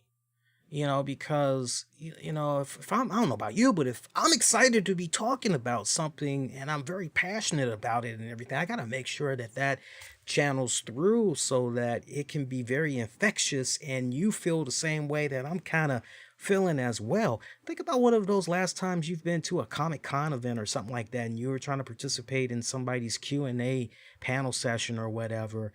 You didn't experience any low energy or anything. If you did, you'd be screaming refund or some shit like that. But I just remember how low the energy was, and I just remember saying to myself, okay, you're the last guy. You gotta go out there and you gotta end this motherfucker strong. Hit a home run, baby. So I went in there with the energy and it felt, I tell you this, by the time it was done, it had everybody really engaged, alert, very coherent and everything. And so when I look at Shotzi Blackheart, again, very energetic, very loud, very abstract, in your face. It's an infectious energy that you just want to, yeah, fuck yeah. Whereas Amber is, you feel where I'm coming from? So for me, that was a little bit, oh man, really, we're going here with the tag titles? We're going in this direction? But it kind of balanced itself a little bit once you saw what happened with Raquel later on in the night there. As a couple of segments later, there was a backstage segment, and Dakota Kai and Raquel, they were pretty pissed off over the fact they lost the titles, but they said, look, whether it was for 5 minutes, 5 days, 5 weeks, no one will ever take away from us that we were the very first NXT Women's Tag Champions. And hey, who knows? Somewhere down the road, we'll get those titles back. Just wait and see. But then here is where things start to diverge a bit here, because all of a sudden, as they're talking to each other, Io Shirai pops up, and she's looking right at Raquel Gonzalez, and Raquel stands up, and all Shirai has to say is, you're next, I want you. So you're going, oh, shit. So it's going to be Shirai and Gonzalez for the NXT Women's Championship. Oh, okay, if this is where we're going, okay, fine, yeah, fuck yeah, let's do it. So I almost kind of feel like at this point, look, y'all know I've been a big fan of Raquel Gonzalez. I mean, man, I think you have to go as far back as the last Mae Young tournament. I mean, that's pretty much where I was. Okay, she's on my radar. I see her. Okay, this woman's, yeah, fuck yeah. And I'm telling you, man, she is, I can't sing enough good praises for Raquel Gonzalez. I mean, she's a great fucking powerhouse. No doubt about that. Bright future ahead of her. Look, I don't believe for one instant that you have Raquel in the storyline, that you have Raquel lose the NXT women's tag titles to eventually go into a feud against Io Shirai for the NXT Women's Championship But then she loses that as well. I don't think that's going to happen. If she were to lose, I can see some type of fuckery, some type of you can't have her lose via submission or via pinfall. You cannot do that. You cannot do, not off the break. You can't do that. You gotta somehow pull a little swerve in there where she's still looking pretty strong and everything. But I really feel as though Gonzalez is going to become an NXT women's champion. I'm like feeling even more and more confident in that. So we'll wait and see what happens with that one. I'm getting a question about, do I think WWE will ruin Rhea Ripley? That's like asking me, what do I think is going to happen with Keith Lee? What do I think is going to happen if eventually Adam Cole or Matt Riddle or I'm no magician. I am not a psychic. I don't have a crystal ball or anything like that. I would hope that with all of the footage that WWE has on a lot of these cats, including Rhea Ripley from an NXT, that is enough of a blueprint to make sure that, okay, this is how we need to make sure we transition into, okay. I think Rhea Ripley, of all the recent female call-ups, I think she will have the same level of success, if not more, than what Bianca Belair has been able to accomplish so far. I mean, look, there are great rivalries waiting for Rhea Ripley. We'd be here all night just going over all the great matchups that Rhea Ripley can be having in the WWE. It's not a question of, do we think WWE will ruin Rhea Ripley? The real question that we need to be asking ourselves is, okay, upon coming up to the main roster, is the WWE writers, the bookers, Vince, are they really going to give Rhea Ripley every single opportunity to succeed as she rightfully should succeed as part of the main roster? That's the real question that we need to be saying to ourselves, because we all know as fans what this woman, based off what we've seen of her in NXT, we know just off of that what she is really capable of, especially if she's booked in similar fashion to what she did in NXT. The question is it going to somewhat match up or eclipse what we've seen of her in NXT? That's what you got to keep in mind. Continuing on with NXT for tonight, where are we now? Let's see, where are we now? No, we already talked about that. So yeah, Io Shirai and Raquel Gonzalez, that should be good. Kaden Carter took on Xia Li. Xia Li winning via disqualification. This pretty much was a result of Casey Catanzaro coming in there with her crutches, not forgetting what Xia Li did to her a couple of weeks ago. Put her in that knee brace, torn a little slight tear in her ACL or whatever, and just going to work on frickin' Xia Li. I love that shit. I fucking love that shit. She was just going bonkers with that crutch, man. Going freaking bonkers with that. But then afterwards, Boa entered the ring. And Casey, she didn't care. As far as she was concerned, if she had to hit him with her crutch, so be it. But he was able to catch it, break the crutch. But then Kaden Carter uses the other crutch to hit him. And they pretty much were able to escape before anything else had occurred. So that's pretty much where that had ended. That's a nice little interesting development that's continuing to go on there between Kaden Carter, Xia Li, and who's the other one? Casey Catanzaro. not personally one of my favorite highlights of NXT. Like as far as like, main story arcs, I tolerate it. But you know what? If I can get a break from what we got from last week when it was just Gargano therapy all night long, you know what? Hey, I'm good with that. I'm good with that. Get another promo. I mean, I love how they were just setting the tone here, really developing NXT for next week and the next couple of weeks. There was a lot of backstage, a lot of promo stuff that was going on, but it was all about the storytelling and trying to connect the dots to the next episode, next couple of episodes here. Jordan Devlin.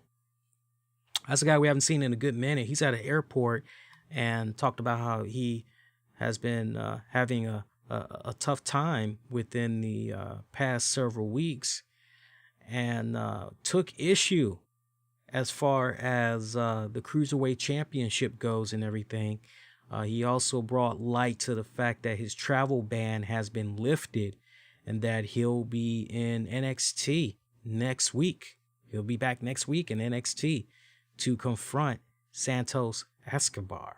So Santos Escobar, Jordan Devlin, that should actually be damn good. I still cannot get behind Santos Escobar personality-wise, only because I've seen it regurgitated so many times, but he is a phenomenal talent. I'll definitely give him that. GYV losing to Legado del Fantasma. Man, that was pretty much like a 90-second matchup. It was what it was. Can't really overanalyze that one there. Post-match, MSK, they came out there and caused a little bit of distraction there while Breezango had hit the ring, extracting revenge on Legado del Fantasma. And all four teams pretty much were dancing with each other afterwards. Oh, joy. NXT Championship match. Finn Balor defending the title against Adam Cole. Damn good main event matchup. This is how you're going to pretty much end the night. And at this point, you're pretty much going head to head with the Inner Circle War Council segment. So, yeah, I would like to believe that NXT maybe perhaps won this segment. You would like to believe that, but we'll talk about a little bit more when we get ready to talk about ratings and all that. These boys went about over 20 minutes. Damn good classic matchup. Kylie O'Reilly was in the crowd, and I just love the bewildered, stoned face look that he had as he was just looking on at Adam Cole, just salivating over him, getting his ass whooped. It was obvious who he was rooting for there. Closing moments of this one, connection with the last shot, but Finn Balor somehow manages to get his shoulder up. Match continue. Cole tries to attempt the Panama Sunrise. Goes in for the cover. Balor kicks out. And from there, another attempt for the last shot, but that got avoided as Finn Balor managed to send Cole over the top rope. And Kylie O'Reilly at this point is kind of distracting Cole just a little bit there. Finn connects with the eventually with the 1916 from the outside, connects with the coup de grace on the inside, gets the 1-2-3. That's pretty much the end of it. Balor retains his championship. Kylie hits the ring as Balor continues to look on. He's just taking a step back, just pretty much evaluating what's going down. And Adam Cole, he's literally begging Kylie O'Reilly to not beat him up.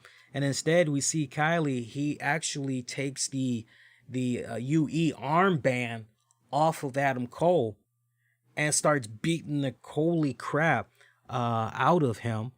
And it was beautiful. It was freaking beautiful. Officials come in there, they're trying to stop it, but Kylie is just continuing to attack. Somehow all the action leaves the ring while Balor is looking on, and it goes up to the top of the stage ramp and it goes to the back. But look, you think that's pretty much how NXT is going to go off? No. the way NXT goes off, I loved it because it almost kind of gave me a Undertaker Goldberg vibe. That was probably one of my favorite moments in recent memory of WWE, as far as was that infamous moment where Goldberg was in the ring. And I think this was like right when they were getting ready to do the Rumble, if I remember it right. Maybe it was around the Rumble time. And Goldberg was in the middle of the ring. And then the lights go off and he just looks over his shoulders because he knows the Undertaker is right behind him. And he turns around and he says, shit. And Taker's right there. It was almost kind of one of those moments with Finn Balor because the lights didn't go out. You know, Finn Balor's just focused on all of that action. And then when it goes to the back, Finn Balor just looks over his shoulder and he says, what took you so long? And he finally turns all the way around and you're like, who's he talking to? Who's he expecting? And there he is, nose to nose with Karrion fucking Kross. And NXT just goes off like that. That was one hell of a freaking cliffhanger. I loved it. I fucking loved it. To see Balor and Karrion Kross, these guys are going to be locking it up for the NXT World title. Man, I got me a big ass cup of coffee. I needs to drink that shit. Give me please. And look, I love Finn Balor. Finn Balor has been doing a phenomenal job as NXT champion this go round. He's had a very impressive run and everything, but man, I need to see Karrion Kross get that NXT ring that he was so rightfully deserving of. I need to see it. I need to see it go down, and I think it's going to go down. If you ask me how long I think he's going to be champion, not that long. I don't see it being a case where he's going to be champion for a whole year.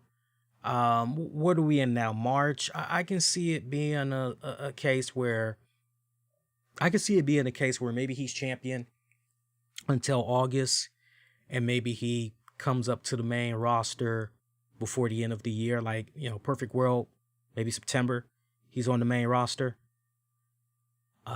We'll see. We'll see what happens. But, you know, if you don't bring him up to the main roster this year, because, I mean, technically you've already done your shakeup. Technically, you kind of did. So, you know, if you kind of maybe want to prolong it a little bit longer, you can maybe prolong him coming to the main roster until first quarter of 2022. But, you know, just perfect scenario. Let him become the new NXT World Champion come that takeover event. Let him ride it out until August. Then bring him up to the main roster. I think that's how you should do it. But good NXT. Hey, let's talk ratings now, yeah? So last week, in case you had missed it, because I did touch upon this, I was pretty fucking almost scary accurate when it came to talking about the ratings from last week's show. Now, just to recap, for NXT, I predicted that they would get 689,250 viewers. The official number for NXT would be 692,000. AEW, meanwhile, remember that, and that we're talking about the episode with Shaq, Jay Cargill, and everything. For AEW, I had said they would get 904,000. I really wanted to say 1 million, but I just felt they weren't going to be able to get that. However, I did feel that, well, wait a minute, we're talking about Shaquille O'Neal. You know, Shaquille O'Neal should definitely be able to help get AEW in that 900,000 range and pretty much for the overall maintain it. So I went with 904,000, just flat out 904,000. And the official number for AEW last week was 934,000. Pretty close there, yeah? Pretty close there. So as far as this week goes, and we got to keep in mind this was a Champions edition of NXT that was essentially, you know, your main meat and potatoes for AEW was Christian Cage speaks, but he did not. He was there though. We got Sting, Inner Circle War Council. By the way, I can't believe I totally blanked out on it. You know, kind of going back to AEW one more time. Sting was another one that got interrupted. You know, you're thinking, okay, so Team Taz? Like, no Team Taz on that episode. Instead, when Shivani was interviewing Sting, Sting's talk segment got interrupted by Lance Archer and Jake Roberts. So it's kind of, wow. So this is kind of where we're pivoting to next. Like, of all, you know what? That should be a damn good matchup. And I feel very comfortable with, okay, he's going to face Lance Archer. Like, is it going to be a straight up one-on-one? Is it going to be an in-ring type of match? If so, yeah, with Archer, I feel safe. I as a fan, I'm like, yeah, he doesn't come off sloppy. He doesn't come off botchy. Yeah, that should be good. All right, so ratings for this week. So we're talking the championship edition, you know, pretty much post-Revolution episode of AEW. I'm going to say AEW picks up the dub yet again. But we're talking 934,000, what they got last week. See, the real question is, how much of that are they going to be able to maintain?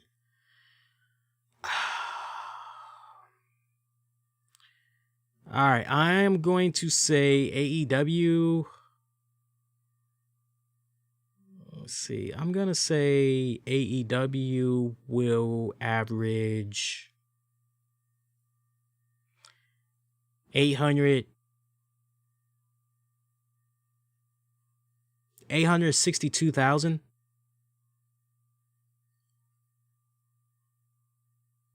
862,075 viewers.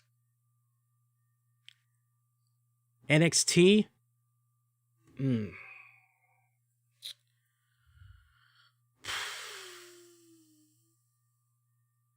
I'm going to say NXT actually gets in the 700,000s, but not by much. Not by much. NXT, I'm going to say, because I really, really would be shocked if they were in the 600,000s again. I'm going to say 704,015, I'm going to say. So once again, for this week's ratings, I'm looking at AEW averaging 862,075 viewers. NXT, I'm looking at 704,015 viewers. So, you know, you add both of those up, that's pretty much another, what's that? Like, that's like another 1 point. Give me a second. I can add that up real quick here. What did I say? 862,075 plus 704,15. Ooh, really? Really? That's actually lower. That's actually lower. So check this out. Well, actually, wait a minute. Oh, that's right. I'm missing a number. Hang on, guys. Let's see, it should be 704 and then 15. There we go. Yeah, so combined, I'm looking at another 1,566,000 combined for viewers that tuned in to wrestling this Wednesday night. That's how I'm looking at it. So we'll see what happens. As long as you guys are stayed connected to me on social media, when the official number gets put out there, I'll definitely be, as always, sharing my reactions to the numbers and reminding you guys, hey, you know, this is what I had projected, and okay, this is what we had got. So yeah, good shit. Good shows this week though. They both had hit in their own respective ways. They both did pretty good. But as far as who had the better show tonight, oh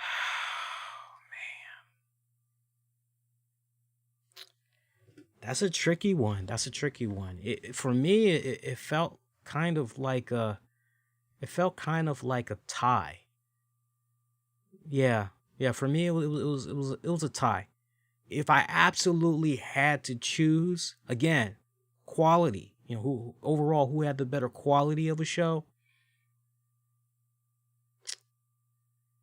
NXT, but not by much. But I really feel it's a tie. But if you have me saying, no, you have to choose one, NXT, but not by much. Not by much. I tell you this much, y'all noticed there was no Cameron Grimes?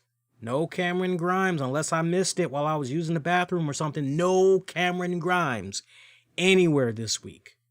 I can't wait to see how the quarter numbers do for the segments on NXT now that, okay, no Cameron Grimes, because you can't help but kind of, you feel for Cameron, because, yeah, he's got a cool thing that's going on and everything, but it seems every single segment that he's involved in, the numbers kind of go down a bit there.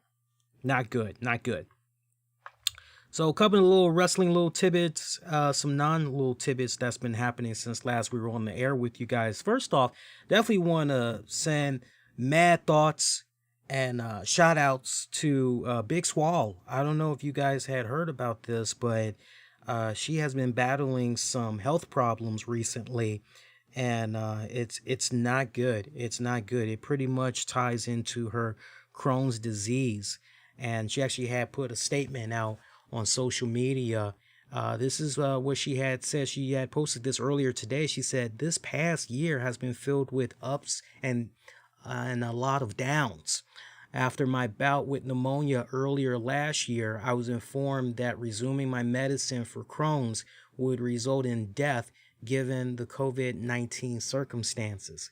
Seeing as how the biologic I was on shuts down my immune system." I'm reading it just as she typed it. So again, she said, seeing as how the biologic I was on, I guess, shuts down my immune system, and acts as such, resuming my medicine was not an option. So you guys pretty much got the gist of it, right? I'm trying to figure out that little part, what she was trying to say, but I think we get the gist of it. I was doing all right, self-managing, until the flare-up started in the fall. As some of you may know, Crohn's attacks the body as a whole.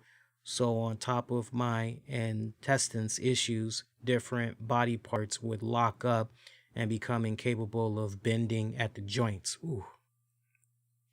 Some days I could barely walk, and that took a toll on me emotionally and mentally. Living with this disease may seem like a thorn, and it is, but it also shows me that His grace is sufficient, and no matter what happens, I will smile, because I am more than a conqueror.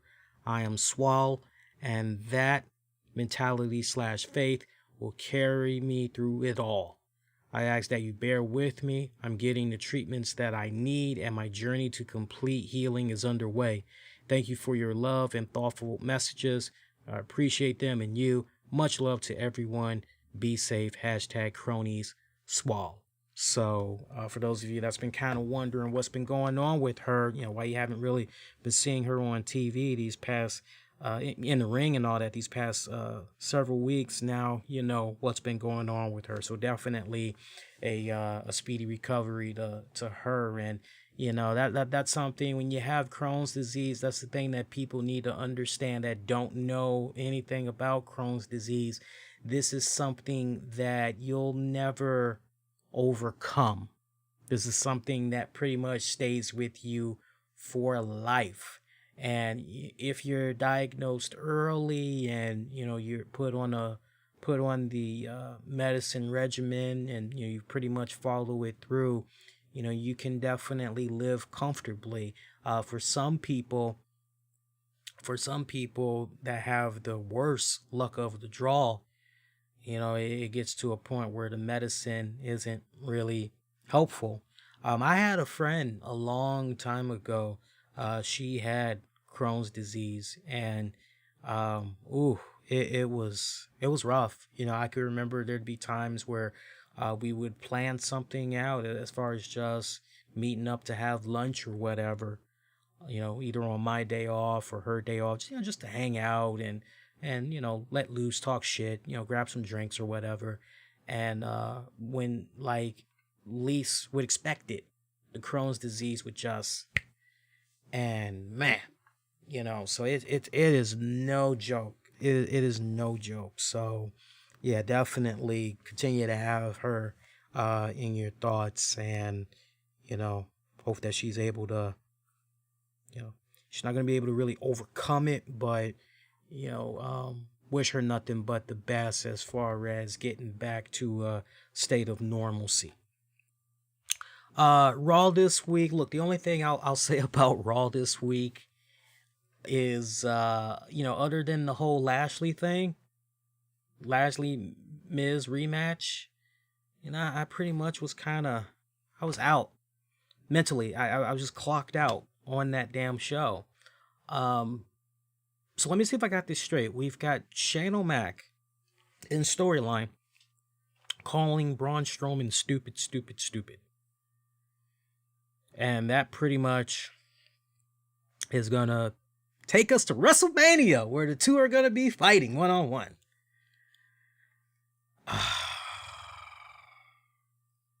Let me see if I got this straight. So while Aleister Black is at home, sitting on his ass, because essentially creative has nothing for him, I've got to continue to deal with Shane O'Mac. Hey, bud, come on, calm down, come down, listen, hey, listen, real talk, listen, I didn't say you were stupid. I would never, ever call you stupid. There are people that think you're stupid. They think you're dumb, but I would never. Okay, so I got to put up through that bullshit while Aleister Black is sitting at home. That just... wow is all I have to say. It's like, come on, WWE, just do the fucking right thing. Give the man his walking papers. Come on, man. Seriously. I'm supposed to be excited for Braun Strowman versus Shane McMahon. Seriously. Who legit, I've yet to see it online, like legit, no trolling. Who is excited to see Shane McMahon take on Braun Strowman at WrestleMania? Anyway, this week's Raw drew an average audience of 1.896 million viewers on the USA Network, slightly up from the previous week of 1.884 million viewers. Not too shabby. For your hourly breakdown, the first hour drew 2.31 million viewers, highest first hour since January 11th. Hour 2 drew a 1.921 million viewers, and Hour 3 drew 1.738 million viewers. In the 18 to 49 key ratings demographic, Hour 1 drew a 0.58 rating to rank number 1 for the night. Meanwhile, Hour 2 finished with a 0.55 rating to rank number 2 in the ratings for the evening. And then finally, Hour 3 drew a 0.53 rating at a rank number 3 for the evening in the cable top 150. So, not too shabby.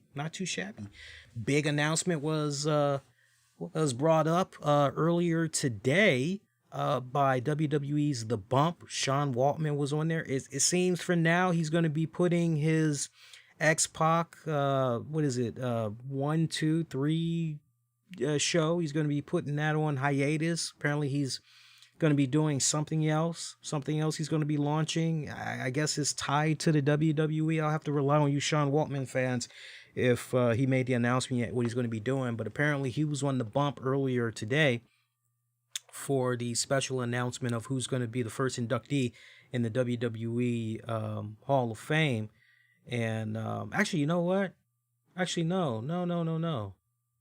No, it was, I'm sorry, not Sean Waltman. I don't know, how the hell did I get Sean Waltman mixed up with the Hurricane? That's a damn shame. Please don't let Hurricane Shane Helms hear that. Oh, God, I'm so sorry, guys. But no, on The Bump, Hurricane Shane Helms, he had the honor of of breaking the news that his bestie and road buddy Molly Holly was the first inductee in the WWE 2021 Hall of Fame class. So to hear that, look, Molly Holly, God, man, this is what I don't understand. It's really weird. It's really weird.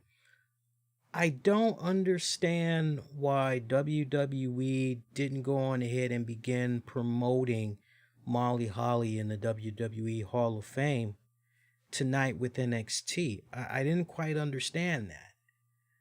If you maybe want to come at me from the standpoint of, well, that's more of a main roster type of deal. I mean, WWE news is WWE news. That's pretty groundbreaking, essentially. So I understand why there just couldn't be some type of a little commercial as you get ready to set up Wade Barrett and them on commentating to pretty much react. Yeah, how about that news? Molly Holly going into the Hall of Fame. And if anything, I mean, Jesus, you had Beth Phoenix right there. Beth Phoenix could have easily, Wade could have chimed a little something as well, but you mainly could have relied on Beth Phoenix to say XYZ about Molly getting that honor and everything. I'm down with Molly Holly going into the WWE Hall of Fame. I'm down with that. God, I had the biggest crush on Molly Holly back in the day. Oh my God, you guys have no idea. I mean, she just seemed like that nice, quiet, tomboyish of a woman next door, and man, not for nothing, but back in the day, man, she had something going on in the back there with that derriere. I mean, I know a lot of you guys be tripping over Bailey's derriere, but Molly Holly back in the day, just look around, look up some vintage stuff, man. Back in the day, she had some serious junk in the trunk, man. I'm telling you straight up. Man, I have a lot of fond moments of memories of Molly Holly in WWE. Definitely the Holly cousins, Molly Holly.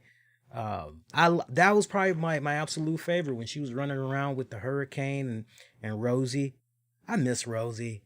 Oh man, I miss fucking Rosie. Rosie was awesome. The alliance with Gail Kim,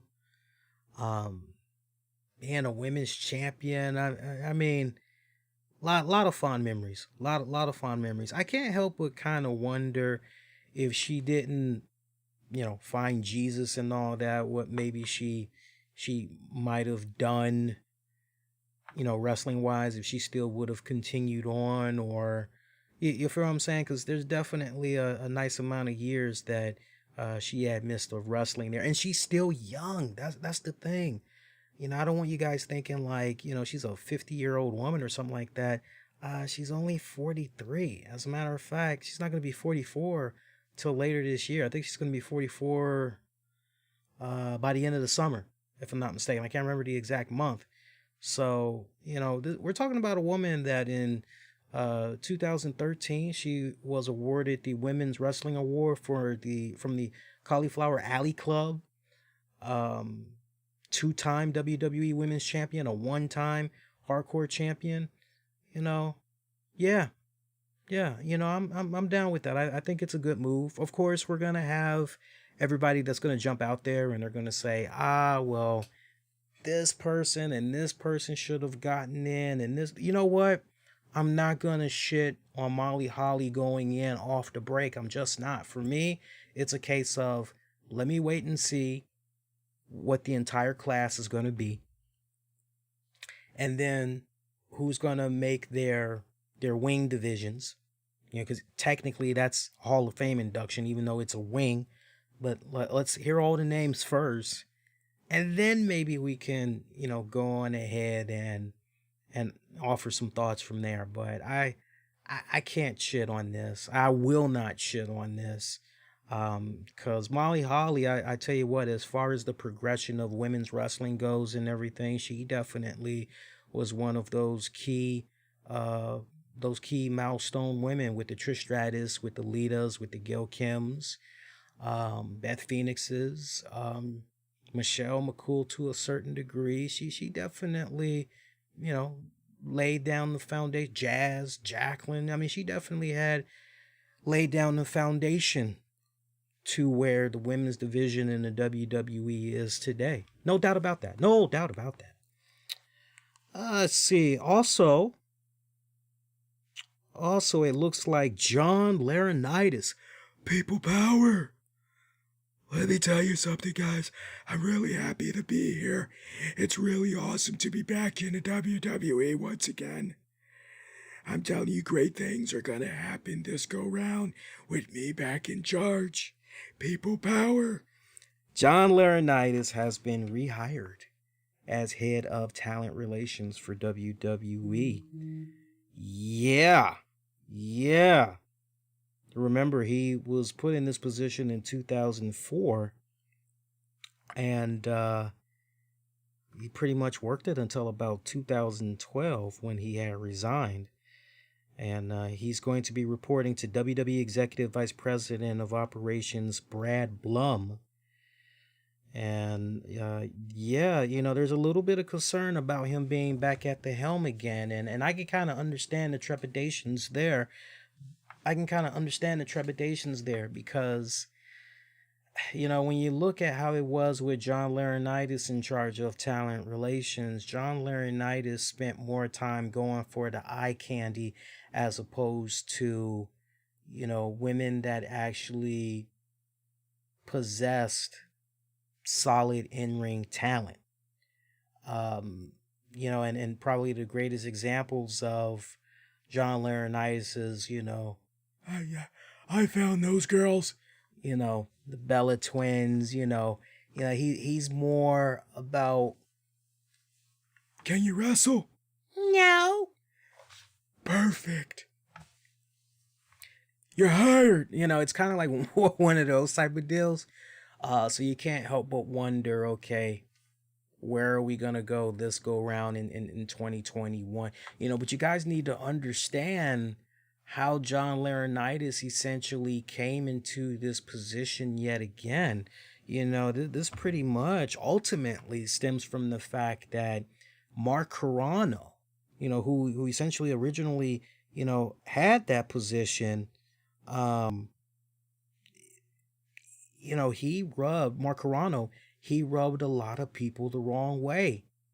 He would tell talents, one thing apparently, as some wrestlers that wanted to speak to Fightful on condition of remaining anonymous, they basically were saying, look,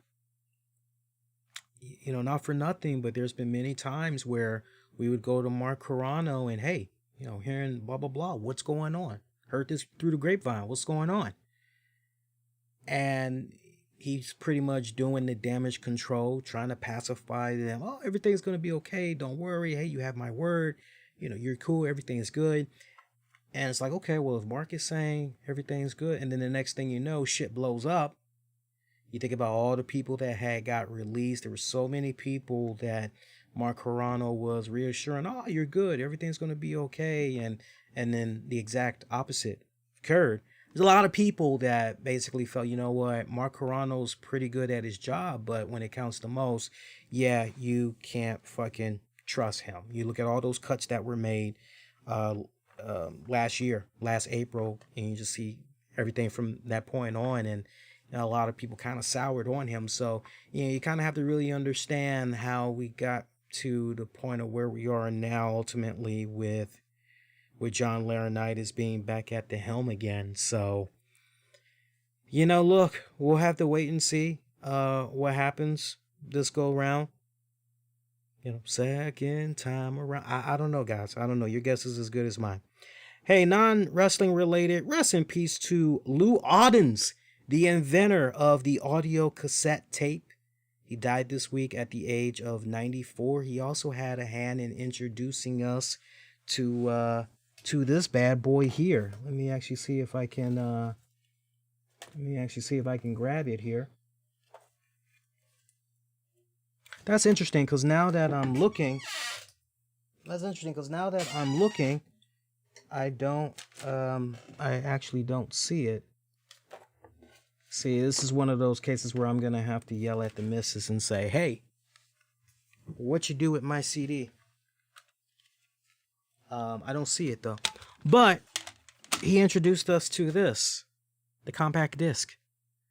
You know, this thing that we take for granted. You know, a lot of people nowadays they go get their music on Spotify, iTunes, and Amazon Cloud. You know, it's all web service based essentially these days. Oh, and how people go about getting their music and everything. But during my time when I was growing up, you know, vinyl was still a thing, but it was slowly starting to get phased out. You know, cassettes was still pretty popular, but man, by the time the 90s had rolled around, it was pretty much about the compact disc. You know, it was about the mighty compact disc. But man, the cassette tapes. Man, I can remember growing up in the 80s. I just thought that with the cassette tape, I thought at that point, does it get any better than this?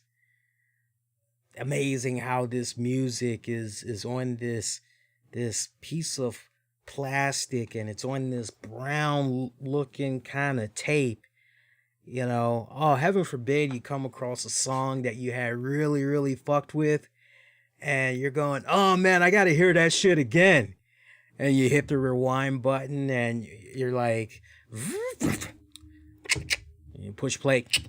Like, nah, not quite at the beginning. You rewind it again. I mean, man, you would wear the lifespan of that tape out a lot quicker when you used to keep doing the rewind, fast forward, rewind, fast forward, rewind, fast forward.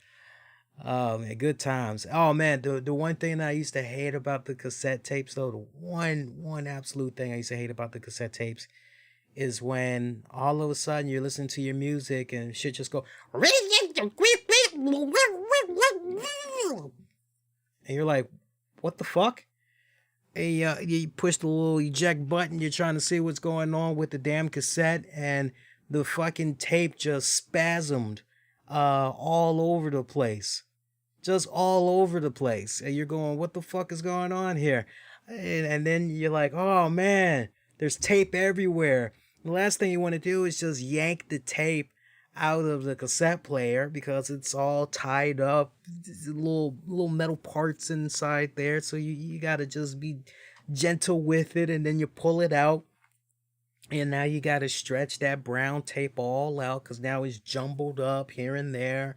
You got to flatten it out real nice, you know. And I used to always take a pencil, a number 2 pencil. And I used to always just put it in between the little brim hole there in the cassette and just rewind it, looking at the tape, holding that tape at the same time, so making sure it goes in correct, right? Oh, man. Lot of good times. I'm being sarcastic.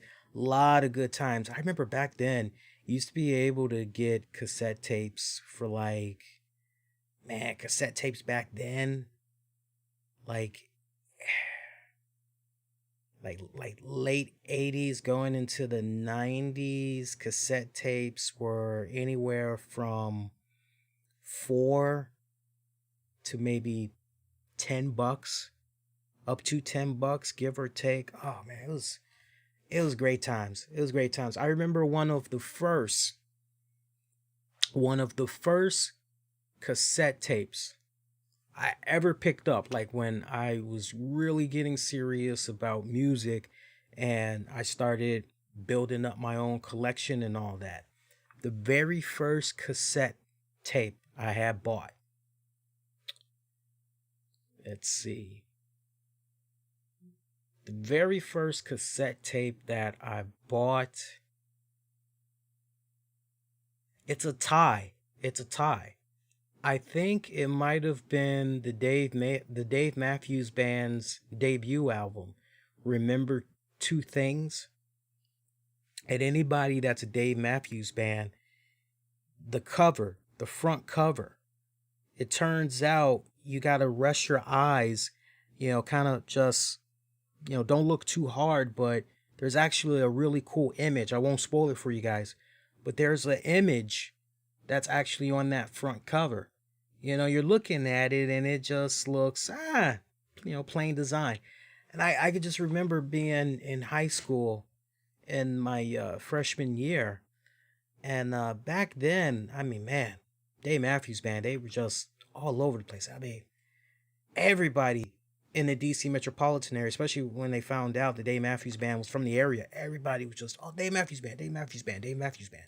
And I remember when I had grabbed that album, I'll never forget, I was on the bus, not the school bus, but public, like WMATA, put your fare in, sit your ass down. I was on one of those kind of buses.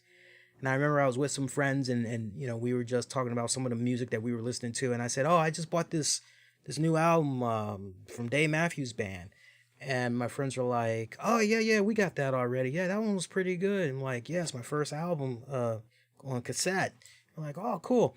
And one of my friends said, oh, wow, that's cool. I said, what? You don't see that? I'm like, what?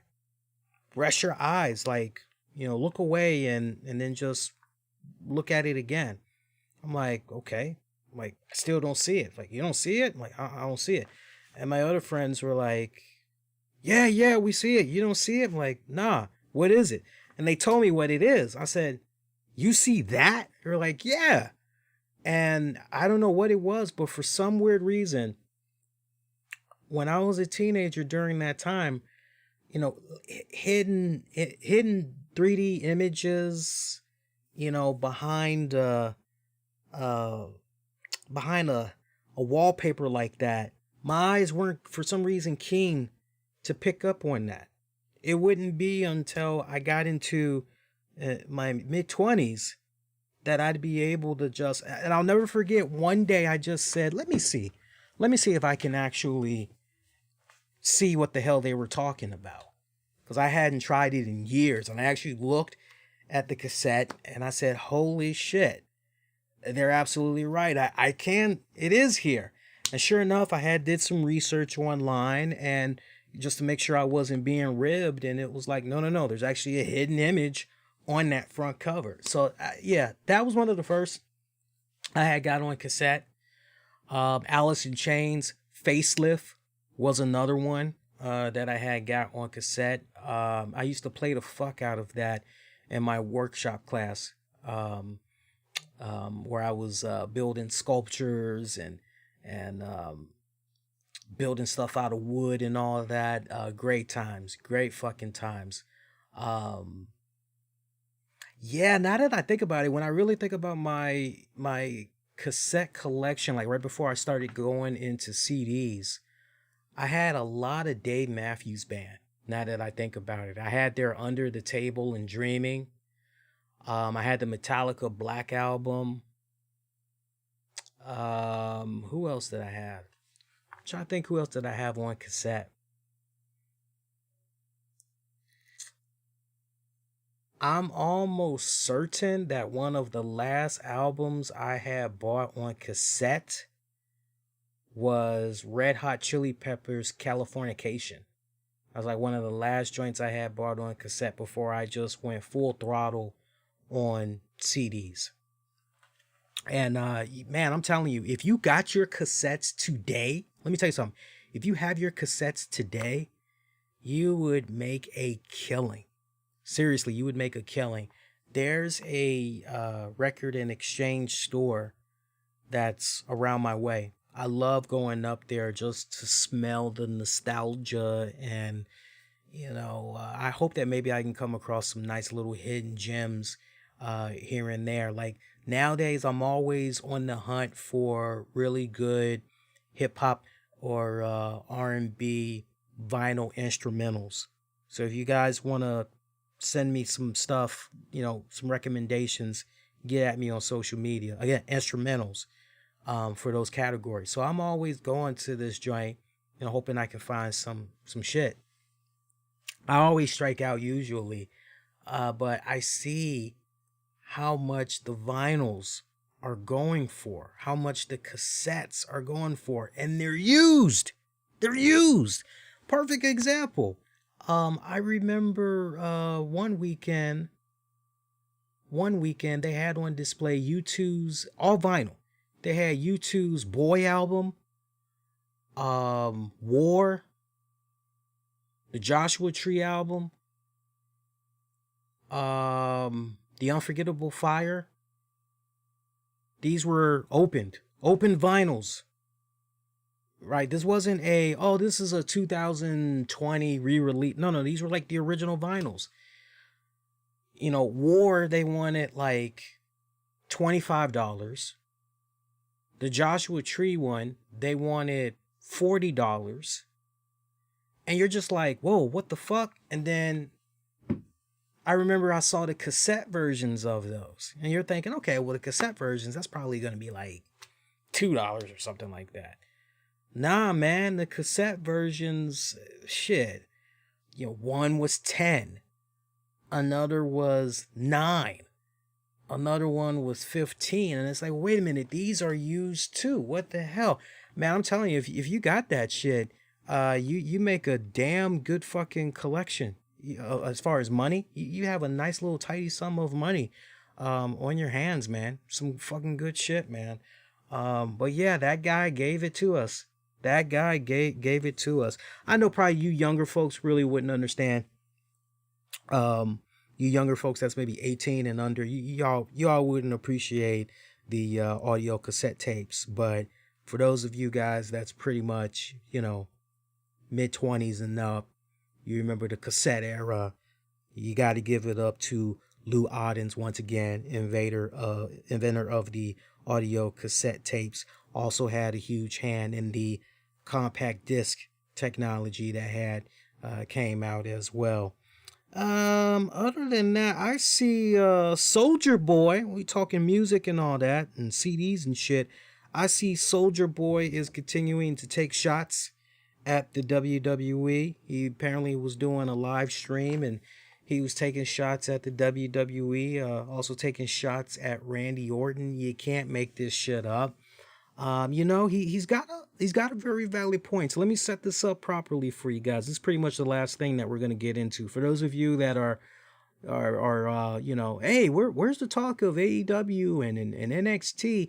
If you're watching the stream live, like I'll say via YouTube, there's actually, even though we're live, you can just hit that little circle button, rewind it back, and you'll catch everything that you had missed, as we did our best to talk about those shows. But now we're kind of down to the final wire here. But Soulja Boy, he did a live stream. He was talking to his fans.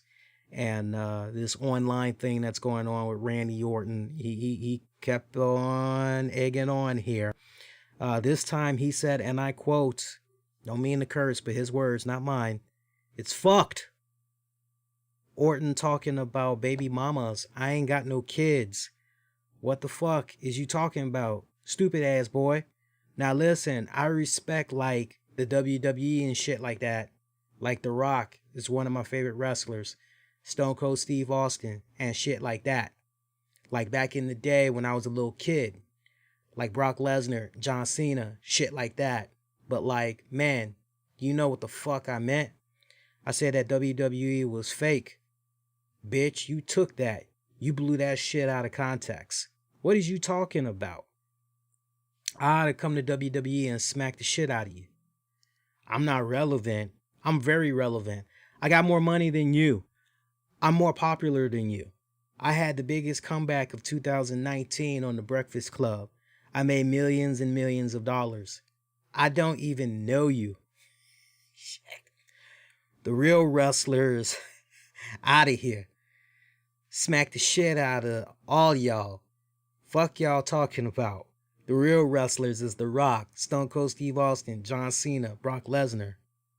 All you other ninjas, shut the fuck up. And if I fuck with the Dudley Boys and Matt Hardy and Jeff Hardy and the Swanton Bomb, all you other ninjas, shut the fuck up. That shit fake. I looked at WWE the other day just to see what it looked like. Y'all on there spitting fire and spitting acid on your mouth and doing cut scenes. That shit looked like a soap opera TV show.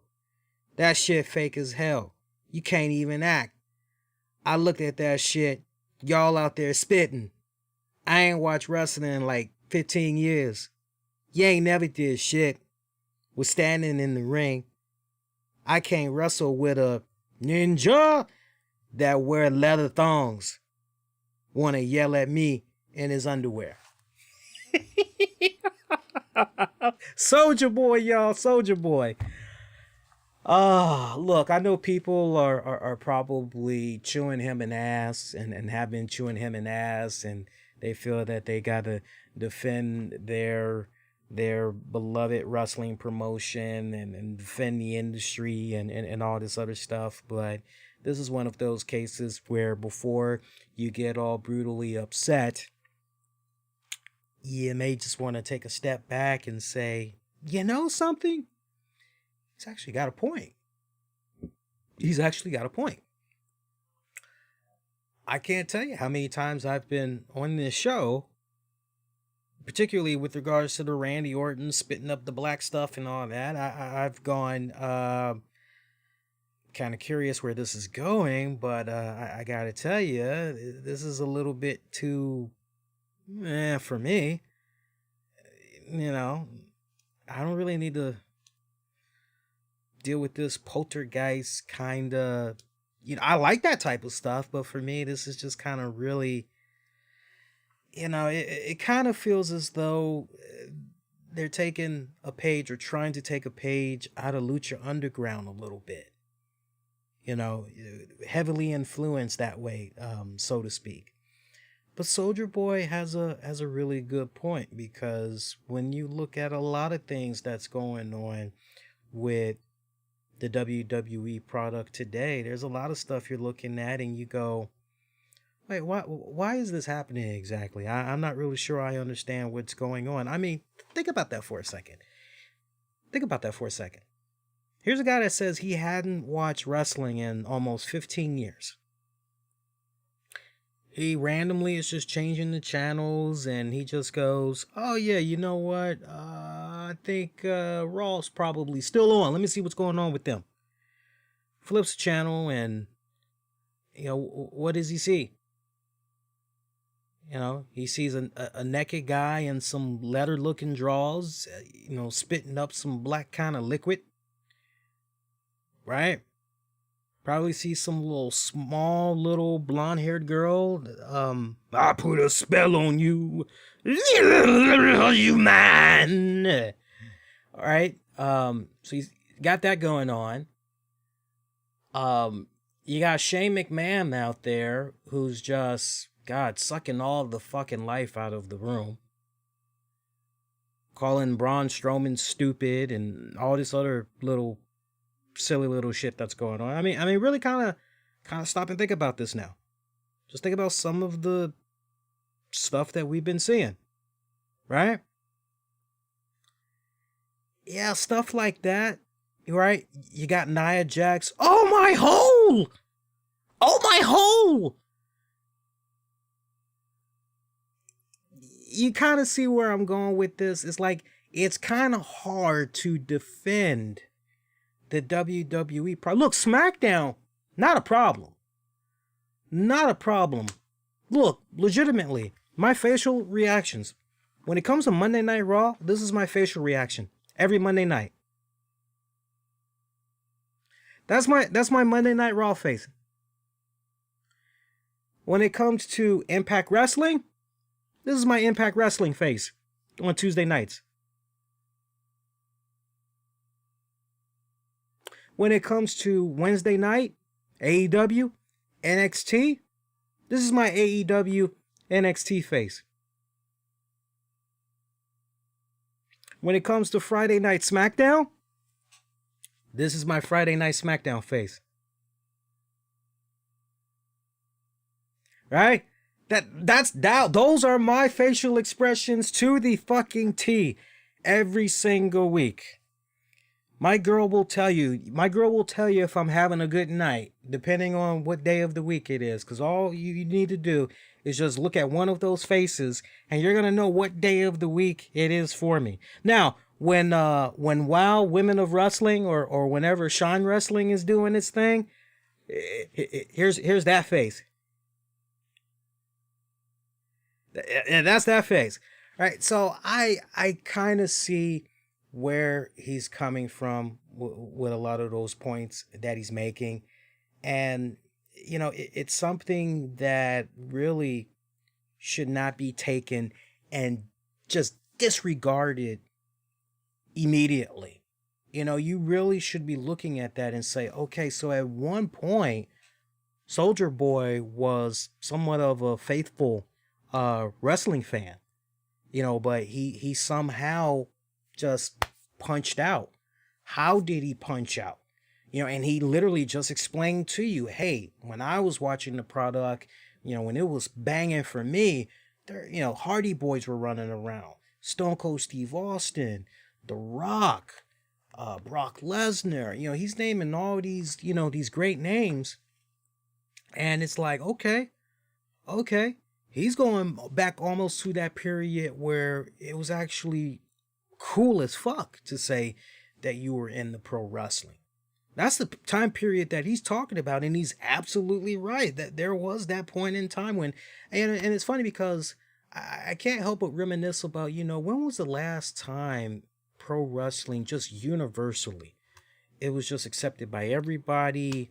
It wasn't shitted on in any type of way. When was the last time pro wrestling was just over with everybody?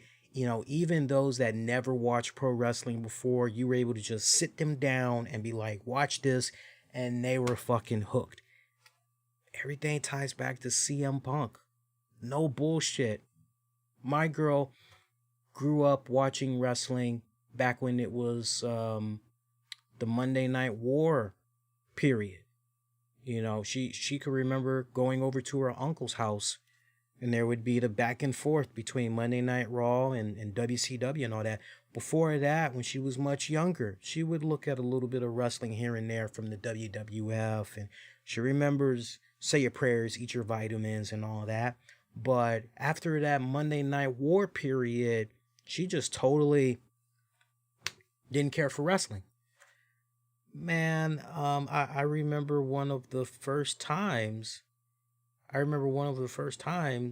had her watch pro wrestling with me. CM Punk was still at it. So she got to see the tail end of CM Punk's WWE run. And because of CM Punk and just what was going on with him at that focal point in his career, she was hooked. She was hooked. She wanted to, all things, WWE. She was very interested, but she loved CM Punk. Nothing was more kick-ass than, hey, I scored some tickets to WWE Raw at the Verizon Center. You want to go? Yeah, let's go. That's going to be fun. Who's going to be on the card? Punk going to be there? Is Taker going to be there? I think that's really one of the last times you just have to really, I know some people probably want to bring up Daniel Bryan, and you think about what was going on with him and the Authority and all that, and you can make a couple of very valid arguments for that, but I mean just universally, just you could bring in people that never cared for wrestling before, and just all, man, you just got to go back to that particular time period when CM Punk was doing this thing, and it pretty much hasn't been the same since then. That zest, that creative spontaneity of something cool is going to happen. I know I need to watch this because if I don't, I'm going to hear about it tomorrow when I go to work or when I go to school. I gotta be in. I gotta know what's going on when this show gets brought up tomorrow. Gone are those days. And WWE, they know that the hardcore fans are going to continue to be there for the product through thick and thin. They know that they're going to be there they don't even have to second guess. It's those casual fans that they want because it creates the domino effect. Soldier Boy is essentially one of those casual fans. He is one of those fans that WWE, wait a minute, how can we tap into, I don't feel this is an angle in any type of way to where eventually we're going to see Soldier Boy in the WWE. I don't feel that whatsoever. I feel that this is just legit Soldier Boy speaking how he feels. And at the same time, I think once he realized, oh shit, because I talked about this, I'm getting a lot of attention and everything. He's also brilliantly cranking it up in the ante, playing that bass. So when you've got them in the palm of your hands, okay, all right, they watching me. I picked up some hits. I picked up some clicks. I got me some social media engagements. I got to continue to capitalize on this. It's the greatest fucking game ever played when it comes to social media. And I'm really surprised that a lot more people aren't woke to what's going on there, but he brings up very valid points that we all should really be taking for granted and saying to ourselves, yeah, why am I still watching this shit? What's going on here? Because not for nothing, but yeah, what's going on? Once in a while, I'll get people that'll say to me, hey, man, I haven't watched this show or this show. I only know what's going on because I tune in to you from time to time and hear what I've been missing. So, yeah, keep it up. Appreciate you. Yeah, you actually got people that they will not watch. They will not watch unless, I put over a pay-per-view. Like, you got to go out your way. You got to check it out. You got to, like, you got some people that just don't care for it these days. But yeah, those are my faces when it comes to those shows during the week. So once again, my Raw face, my Monday Night Raw face, my Tuesday Night Impact Wrestling face, my Wednesday Night AEW NXT face, my Friday Night SmackDown face, whenever WOW, Women of Wrestling, or Shine Wrestling are doing something. And depending on who's doing the pay-per-view, WWE pay-per-view on a Sunday, AEW pay-per-view on a Saturday or a Sunday, NXT TakeOver. Yeah, I mean, that's pretty much it in a nutshell for me. Oh, those are my genuine facial expressions. All right, so at this point, we've done about, how long we've been recording here? We've done about 2 hours, 31 minutes. It was nice to just not have time be an enemy tonight and just give you guys a nice addition, just, hanging out, just conversing, shooting the shit with you guys. Love it. Really nice to not feel pressured at all, because I actually don't have work today, as it's now officially Thursday on the East Coast. So, all I get to do today is just pretty much relax, do some stuff around the house, do a little bit of light cleaning, do some of those unboxings I was telling you about, unboxings, unveilings. I got a new essay I'm working on for my English class. But other than that, I'm pretty much relaxing today. So, yeah, it's nice to be able to just kick back and do this for you guys. Hey, you had yourself a nice, fantastic time. Please, as you get ready to exit on up out of here, make sure you hit the like, comment, share, subscribe. Definitely hit that like button. Helps out the guys, particularly on YouTube, know you had a good time and everything. Recommends it for other folks to check out. And as always, you can follow me on social media at the Twitter, Facebook, Instagram. Use keywords, the RCWR show. And audio version of this, it should actually, since I'm still feeling pretty wide awake and everything, I'll actually gladly mix this down like ASAP and get it on out there. So it should be available in the wee hours of the morning for y'all to enjoy. So if you're listening up to this point for on demand and on the downloads, thank you for the love and the support as always. Your next edition, I'm looking at the calendar here. Your next edition, let's play it by ear. I know I didn't do anything last Friday, but let's play it by ear, and then let's see how I'm feeling. If I do end up doing a Friday show, because remember, I like to be spontaneous on Friday nights now. If I do decide to do a show, I will let you guys know on social media. Otherwise, look out for an episode of Impact Showdown for sure. I'll be dropping this weekend. Definitely got to catch up because I've been watching. I watched last Tuesday's Impact. I haven't watched this Tuesday's Impact yet, so I'm definitely going to sound off about what I think has been going on within the past 2 weeks worth of episodes. So be sure to tune in for that. That should be pretty good, yeah? But if we don't end up doing a Friday edition of the RCWR show, your next edition is going to be dropping on, man, time flies. It's going to be dropping on Monday, March the 15th, after WWE Raw goes off the air. And in the meantime, be kind, rewind.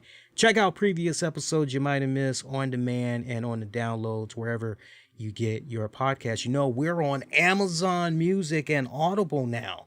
So just use the keywords RCWR show and you'll be able to find us. Yeah, that's going to do it, my pretty babies. Until next go round, as always, forward, always forward.